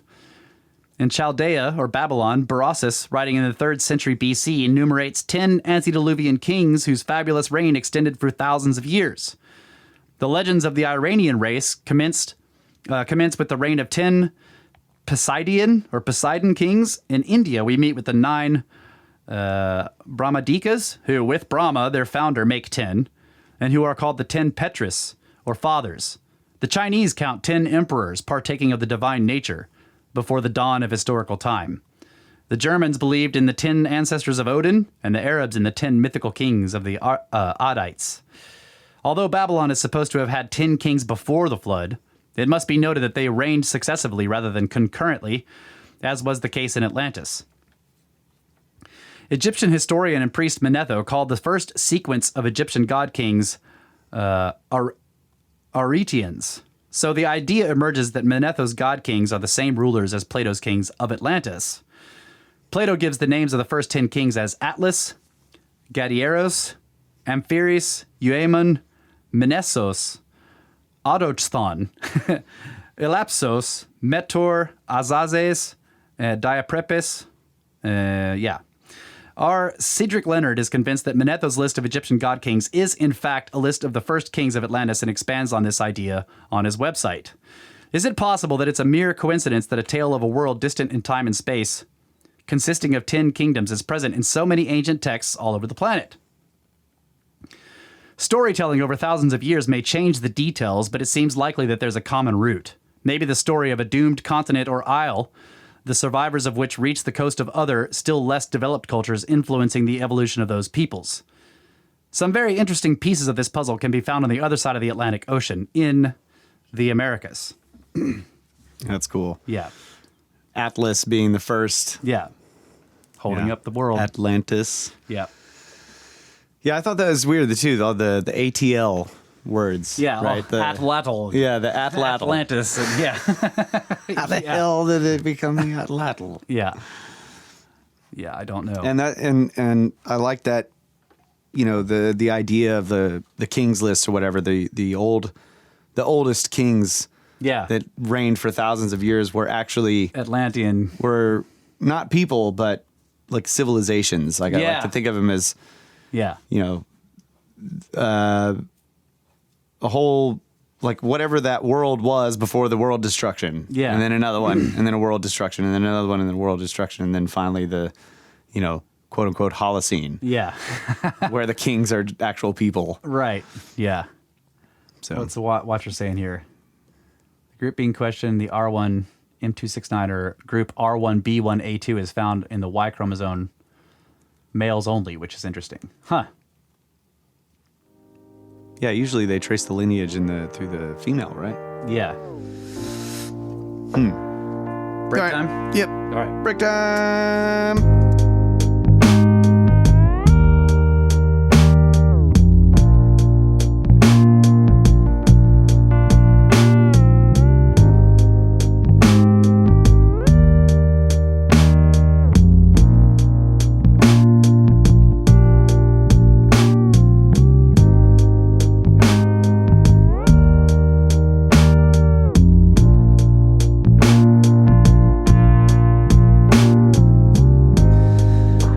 We are back for the final segment of the final hour. Snake Bros podcast. Going through the Message to Eagle Mystery of the Red-Headed Giants or something like that. What is it called? Red-haired race in the Atlantean connection. That's right. Sorry about the Giants part. I was hoping we were going to get to there. The Giants. So this is part 3 of 3 from Message to Eagle. It says, the myths of Native Americans sustain that when their ancestors arrived in the Americas, they met an already existing population in the new lands, which they describe as mythical beings. Was there an unknown culture on the American continent, the existence of which goes back to before the last ice age, and who were they? To find some elements that might support this idea, we need to have a look at modern DNA testing. According to the prevailing New World migration model, migrations of humans from Eurasia to the Americas took place via Beringia, a land bridge that connected the two continents across what is now the Bering Strait. The most recent migration could have taken place around 12,000 years ago, with the earliest period remaining a matter of some unresolved contention. These early Paleo-Indians soon spread throughout the continent, diversifying into many hundreds of culturally distinct nations and tribes. However, modern DNA analysis sheds some new light on this theory, leaving scholars with more questions than answers. In molecular evolution, a haplogroup is a group of similar haplotypes that share a common ancestor. A haplogroup from mitochondrial DNA can be understood as a marker that can be used to define genetic population and their migrations. In human genetics, the haplogroups most commonly studied are Y chromosome haplogroups and mitochondrial DNA haplogroups, both of which can be used to backtrack the migrations and geographical origins of our ancestors. There are 5 different haplogroups found within the native tribes of the Americas. In this article and for this purpose, we will focus only on one of them, the haplogroup of X. Haplogroup X is believed to be one of the original haplogroups of the continent. It is present in all indigenous people, with a bigger concentration in some tribes and areas than in others. Unlike the 4 main Native American mtDNA, or mitochondrial DNA haplogroups, which are A, B, C, and D, the Y chromosome subhaplogroup Q1A3A X is not at all strongly associated with East Asia. It is only found in small quantities in Western Asian areas, and the Atlay people, there we go, we had the Atlatl again, Wow. in southwestern Siberia. However, it is found in approximately 7% of native Europeans and 3% of all Native Americans from North America. The question that arises from these discoveries is, of course, if the Native Americans migrated once over the Bering Bridge to the Americas and originated in Asia, how is it possible that haplogroup X exists in the Americas and in Europe, but not in Eastern Asian populations? Through the analysis of modern various mutations within haplogroup X, scientists are able to use that genetic clock to estimate the time of arrival of those early Europeans. Depending on how large a group they assume headed west, they come up with 2 time ranges, either between 36,000 and 23,000 years ago, or between 17,000 and 12,000 years ago. It is for sure that the DNA did not arrive in America with the European explorers of the last 500 years or so. European X and American X are different enough to establish with certainty they must have diverged thousands of years ago. That is long before the age of exploration introduced new European genes to the New World. Interestingly, DNA testing on pre-Columbian Native American skeletal remains showed that haplogroup X was present in those ancient peoples in the same proportion as it is in modern Native American tribes. The results offer a completely new look on how the American continent was populated and confirm that the cultural similarities between ancient peoples on different continents might be much more than just a coincidence.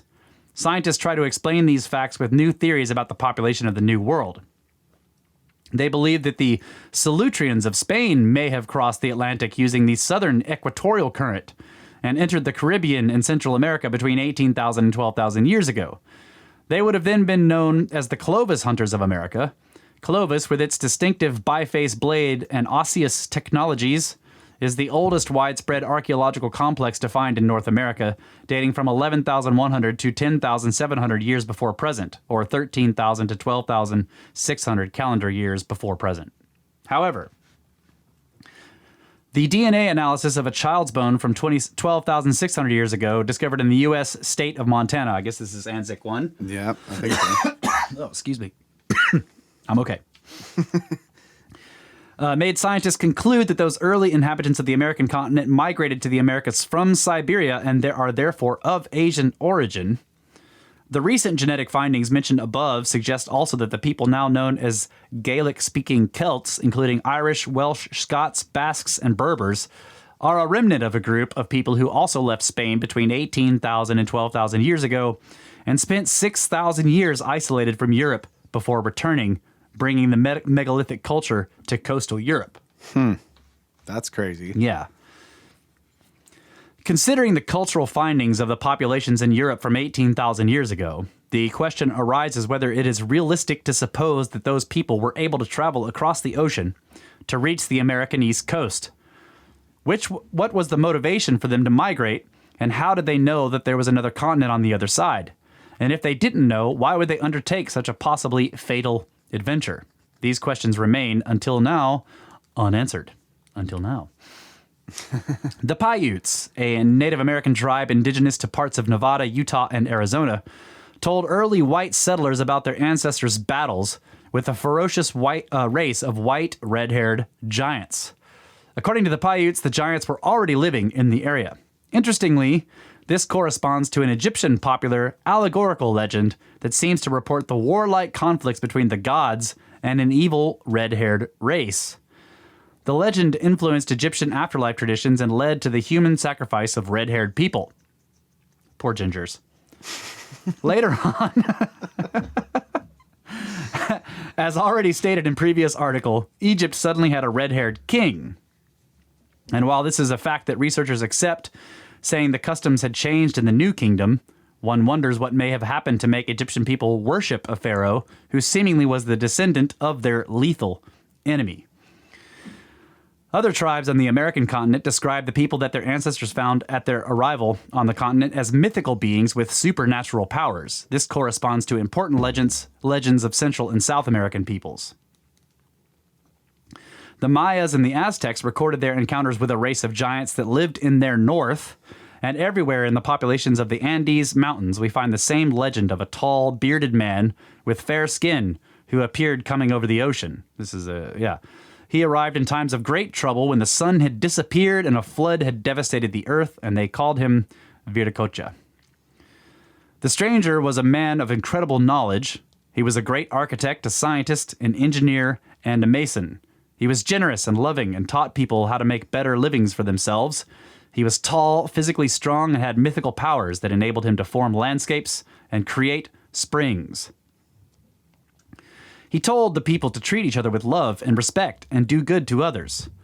One day, a group of people in a village stood up against him and threatened him physically. As he was in danger, it was said he suddenly fell on his knees and lifted up his hands towards the sky, and instantly a fire appeared from the heavens and engulfed him and the people who had aggressed him. They were so frightened that they dropped all weapons and sought forgiveness. At his willpower, this fire disappeared, but the bearded man went down to the ocean and stepped into the waves. He promised to come back, but he was never seen again. The people who witnessed his farewell called him Viracocha, which means foam of the ocean. Nobody knows who Viracocha was. Ancient Spanish documents report that a marble statue of the Viracocha existed once in the Coricancha in Peru. The statue was described as to look like Saint Bartholomeus. Other sources said that it looked like Saint Thomas. One thing is for sure, whoever he was, the Viracocha was certainly not a Native American, but rather someone of Caucasian appearance, at the very least. And a similar story is told about the Mesoamerican deity Quetzalcoatl. This name originates from the Nahuatl language and means feathered serpent. Many depictions show him exactly as that. The legends say that Quetzalcoatl arrived coming from the ocean to the land that is today Mexico. He was described as a tall man with light skin and a beard and powerful, if also ethereal, being. Quetzalcoatl brought the peoples of the area great knowledge. He was a mathematician, and it is believed that he was the one who gave the Mayas their complex calendar, based on his formulas. The Spanish, who have documented the conquest of America, described the being they had heard of as a man with light skin with a long beard, tall with a high forehead, big hazel eyes, and physically strong. He refused blood sacrifices and predicated peace.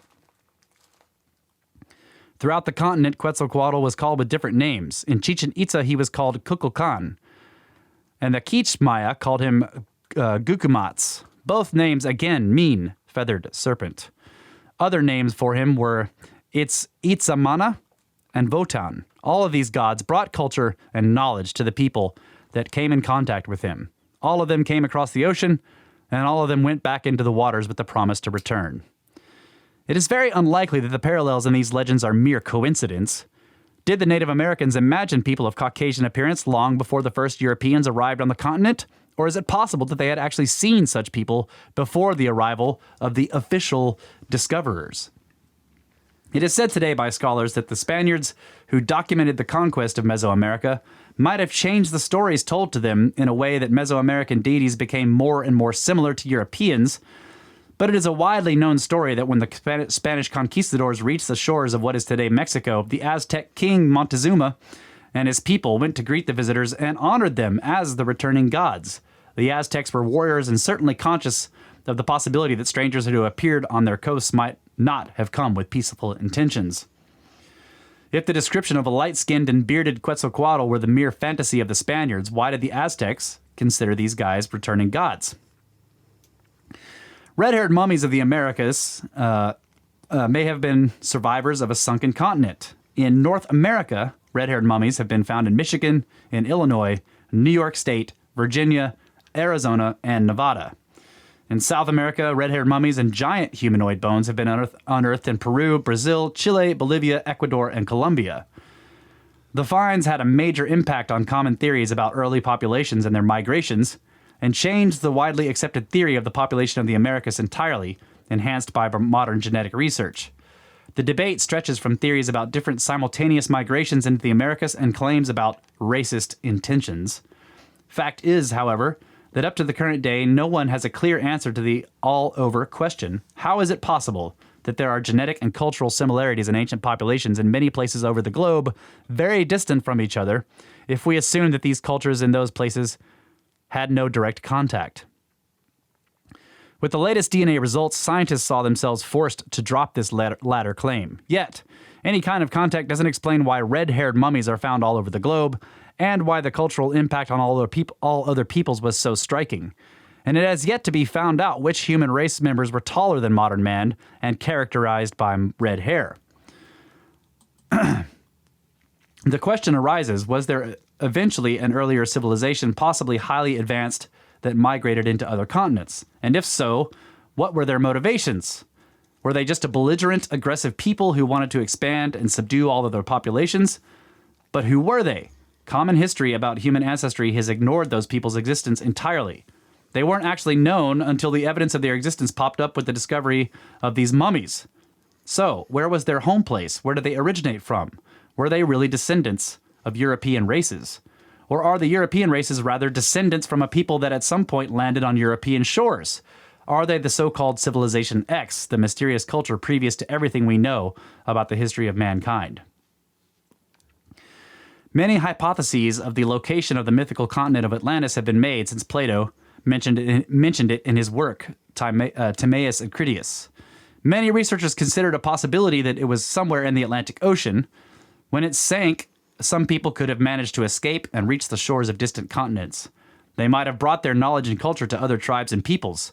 They might have come in I don't know what this is. Looks like a... Well, they might have come with them or tried to subdue other people, I think is what it's saying. However, this hypothesis would solve the DNA riddle and explain apparently incomprehensible similarities with the different cultures. It would explain why the mysterious tall redheads appear in the tales of cultures that live far away from each other, and why their mummified remains are being found in the most unthinkable places all over the globe. Unfortunately, when we search for official information about this mythical continent, we find out that its real existence keeps not being considered a possibility by scholars. Atlantis is the name of a fictional island mentioned within an allegory on the hubris of nations in Plato's works, Timaeus and Critias, where it represents the antagonist naval power that besieges ancient Athens, the pseudo-historic embodiment of Plato's ideal. Nevertheless, the fascination by the story and the search for hints of its real existence will likely never cease. Atlantis would have existed in a very distant time. Swallowed by the ocean, it left no considerable trace of its existence. Therefore, for modern science, it does remain a fairy tale. Nevertheless, putting together loose ends, researching genetic and anthropological mysteries, the sunken continent does offer a much better explanation than many scientific theories of today. Yep. I agree with that. Yeah. It's all very confusing unless you speculate that there was some ancient lost civilization that was the precursor to all of this stuff that we, all Right. of these cultures that we find today, Yeah. or at least that we find the remnants of today. So that's pretty cool. Pretty good. Yeah, and I agree that the red-haired mummies is strange. Yeah. I mean, they found them in China too. It's very odd, like that whole problem, and then it makes people get worried. It's there's like all kinds of, I don't know, political and Yeah, it's like the Salutrian hypothesis. Yeah. Makes a lot of people upset. Oh, you say Europeans came here first, and right. they weren't Europeans. Right. First of all, it was long before what we know of as Europeans. Yeah. It seems more like that everything is in part like descended from them, Right. As opposed to like this being proof that Europeans were here first. No, that's not what anybody's saying. But even in the stories that he was referencing from the Native Americans, they were here, and then somebody came that had high technology and taught them stuff, and then left. That's right. What's wrong with that? Yeah. That would be great. Yeah. If I was running around in a butt flap, it would be great if somebody would show up and show me how to do stuff. Yeah, I just mean that there's like that people get nervous about these kind of stories because there's political ramifications, and there's they get upset about somehow it's racist, Yeah. and I'm just like, well, this is their own stories, Right, Like, yeah, what's racist about it? Right. I don't know.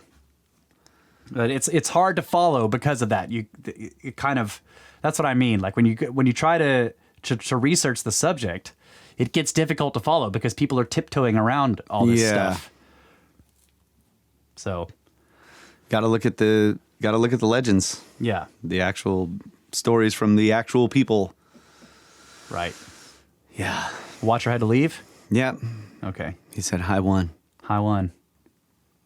Walmart closes at 8:30. He had to go. He had to go get a few rolls of teepee.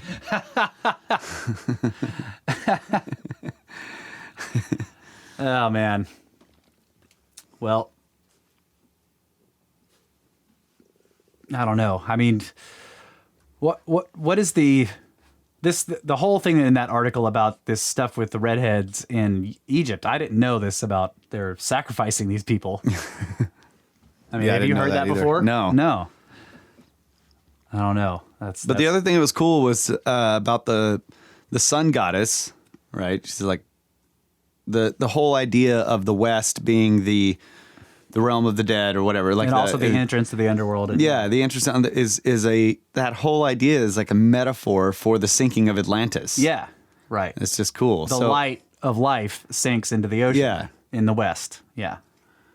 I think that's really cool. That is a good metaphor. And it's like, if you could imagine that if that did happen to this, whatever, a high civilization, and they escaped and they they mingled with other indigenous peoples or whatever in other lands, that they'd be telling this story of where they came from. And if they showed up with all this knowledge and various, technologies and stuff that they were able to bring with them, that the whole society could be essentially, or the whole culture would eventually be built around these interesting ideas that the people, the quote unquote indigenous peoples never experienced, but heard through these stories, and then would tell the stories. Because you can imagine when they first arrive, that's going to be the subject everywhere. Like, whoa, these people this is crazy. Yeah. This whole story that they're telling and all of this stuff that they're able to do. And you can totally see how it would shape a culture. Especially because Atlantis doesn't sink, in isolation. There's going to be devastation all over the world like this. Yeah, that's true. Right? Yeah. So they're going to be showing up, and these other peoples are going to be in the midst of devastation as well, just different kinds, earthquakes or volcanoes. Right. And there are, those interesting, the Mesoamerican relief carvings of the guy who's in the boat and he's holding the lantern, and there's volcanoes going off all in the background, and he's trying to get to the land, and you're like, okay, what's going on here? There's lots of that. The art shows this migration across waters while volcanoes are exploding everywhere and the world is being destroyed. That's cool. And he's carrying the light of civilization. Wow. So, I think that it's embedded in all these cultures. And it's possible that it's not so much, it's that they came and they merged with these people, that they were taken in, because they're refugees, basically. Right. Now, the people here would be experiencing other cataclysms as well, and there were probably tidal waves and who knows what. But, so everyone was a refugee. Wherever the safe places were. Right. That they actually made it to. Right. Those cultures would be developed based on the whole idea of everything that was happening everywhere else in the world, all the death and destruction. Yeah. So you can totally imagine a culture like the ancient Egyptian culture that was based on this idea of death, Right. That's right. If it began in the aftermath of some cataclysm with... Yeah, like it's a reaction to that. Yeah, cataclysm. and there probably were indigenous people there, because we know there's stone artifacts like arrowheads and stuff all over the place. Yeah. And so people were living there who knows how long. And if somebody were to show up during some major cataclysm, that if Egypt, if the Giza Plateau or that area was this place that was basically safe or least affected by that destruction. Yeah, and these people show up and they integrate with the indigenous people that are there. Yeah.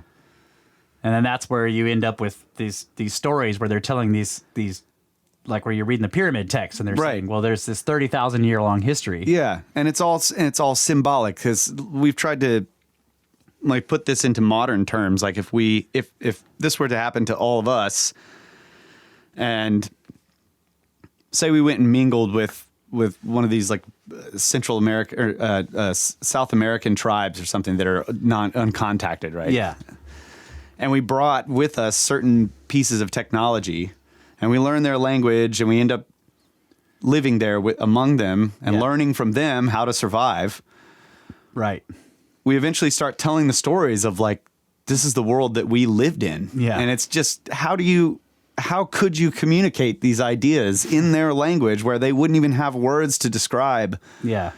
So you'd have to start coming up with these ways of describing it to them in their own language. Yeah. You just start drawing pictures. And then you have hieroglyphs. That's right. Yeah. Yeah, there you go. So quantum physics. But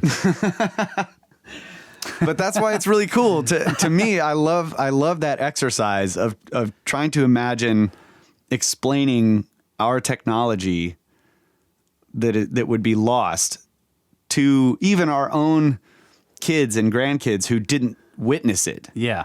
Yeah. Even though we had the words, we didn't have the objects or the actual things. Like, how would you explain the internet? Right. To people that didn't have computers, didn't know any of that technology. Yeah.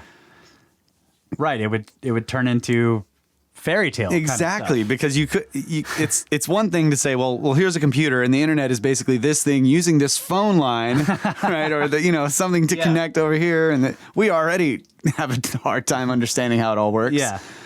But to not have any of the context that we have, and to try to describe that idea to grandchildren or something, you're like the old guy in the wicker rocking chair. All, yeah, back when we used to troll people on the interwebs. Right, and they have legends of trolls.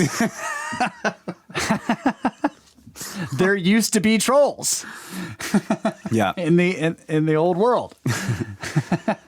Yeah, I love the like the idea of the mythology of the cell phone and how they would reenact these things where you get this stone tablet or something and you need to go outside so you can connect. Right. You can get reception. Yeah, signal. Yeah, signals from up there in the heavens. And then we can all communicate with each other. Right. And it's like, yeah, that would totally turn into some kind of religious ritual that they would all do. Quant suffed. Yeah. Yep. And for a while at least, there would be enough remnants of the modern world left, for a couple of thousand years at least, that people would see them and make stories. Like, what would they think of, for example,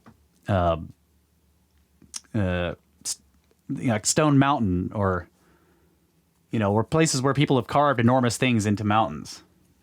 Yeah. Mount Rushmore. What would they think of that? They would think they were gods. Yeah. And it would turn into the stories like those are the faces of the gods that ruled the ancient world, right? Yeah.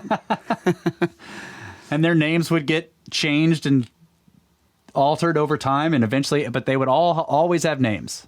Anybody who lived around Mount Rushmore would have names for those faces. Yeah. That's cool. Yeah. And I mean, what would they think of a city if they went into a city? They're trying to imagine. Most of the buildings are crumbled, so there would be piles of rubble. But there would also be wide, the places where the streets were, and there would be holes in the streets, and they'd be wondering, why are these tubes down in these holes? Because it's all the, Yeah. It wouldn't make any sense. Yep.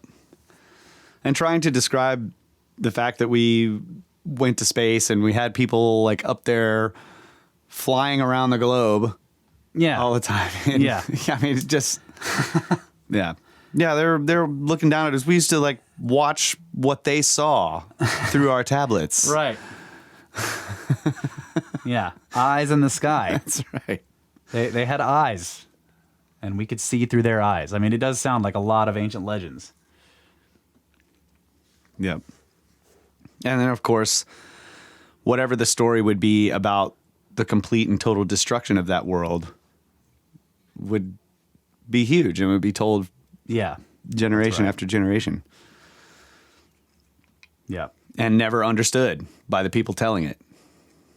Yeah. It would be almost impossible for the survivors to explain it to people who didn't live through it. Right. Yeah. Well, I think it's a good stopping point. That's what I think happened. Yeah. It makes sense to me. That explains why there are so many similar legends all over the world. I agree with those, with the articles there that we just read. Why is this this teepee on top of no. Kyle has rolls of toilet paper in the tangent cube, just in case. Just in case, guys.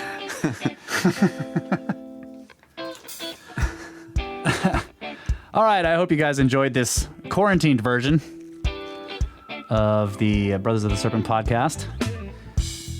So we did it live. Troll room. The snakes in this troll room were enjoying it, I think. Later on, they were memeing a lot, so I can't tell what they were talking about. But you guys can get a hold of us, brothersoftheserpent@gmail.com. Go to the website, brothersoftheserpent.com. Check out the encyclopedia and the glossary. Check out the SnakeSkins, which is our merchandise store. Also, join the Pyramid Scheme and support the show, either through Patreon or by one-time donations through PayPal. And thanks so much to everybody who has done that. Yes, thank you very much. Yeah. We got another big $100 donation recently. Yeah. Yeah. Really appreciate that. Also, give us reviews wherever you can. Dang, I forgot to read the reviews. I was wondering what the deal was. Yeah, with I got reviews. Got reviews and I didn't read them. Oh well. I'll get to them in the next show. Share the shows wherever you can, but also give us reviews. Like I was saying, go to the iTunes, the Apple Podcasts website or the iTunes store and give us reviews there. That really helps spread the show. Also, follow us on Twitter at Snake Bros with no vowels, SNKBRS. Join the Facebook group, which is run by Jordan, which we are not in because we are not on Facebook, but we are in the Discord. So you can join the Discord and occasionally listen to a live show, which is what this one was. So you can find the link to the Discord on the website. Also, the Library of the Serpent, which is run by Jeff, is also linked on the website, and Jeff also runs the Discord, so thanks very much to him. Yeah, thanks, buddy. Yeah. Also, History Shift, who makes all of our videos, so if you're watching this on YouTube, this video was his work. So you can follow him at History Shift on Twitter and find him on YouTube as well. Also, Pod Doodles takes our podcasts and turns them into doodles that you can watch while you listen to the podcast. Really cool. So follow him on Twitter and find him on YouTube as well. Also, don't forget about Cosmographia, the podcast we do with Randall Carlson. We also have a subreddit, r/Brothers of the Serpent. Join up and give us some updates on Reddit. And thanks to Where Did the Road Go, Uncharted X, Mike and Maurice's Mind Escape, the C-Word Podcast, Grimerica, and Conspiranormal. We love all you guys. Always have. All your listeners. Thank you guys so much. Always will. Yep. Good night, Adamu. Get back to work. And don't die. Well, wait, don't get back to work.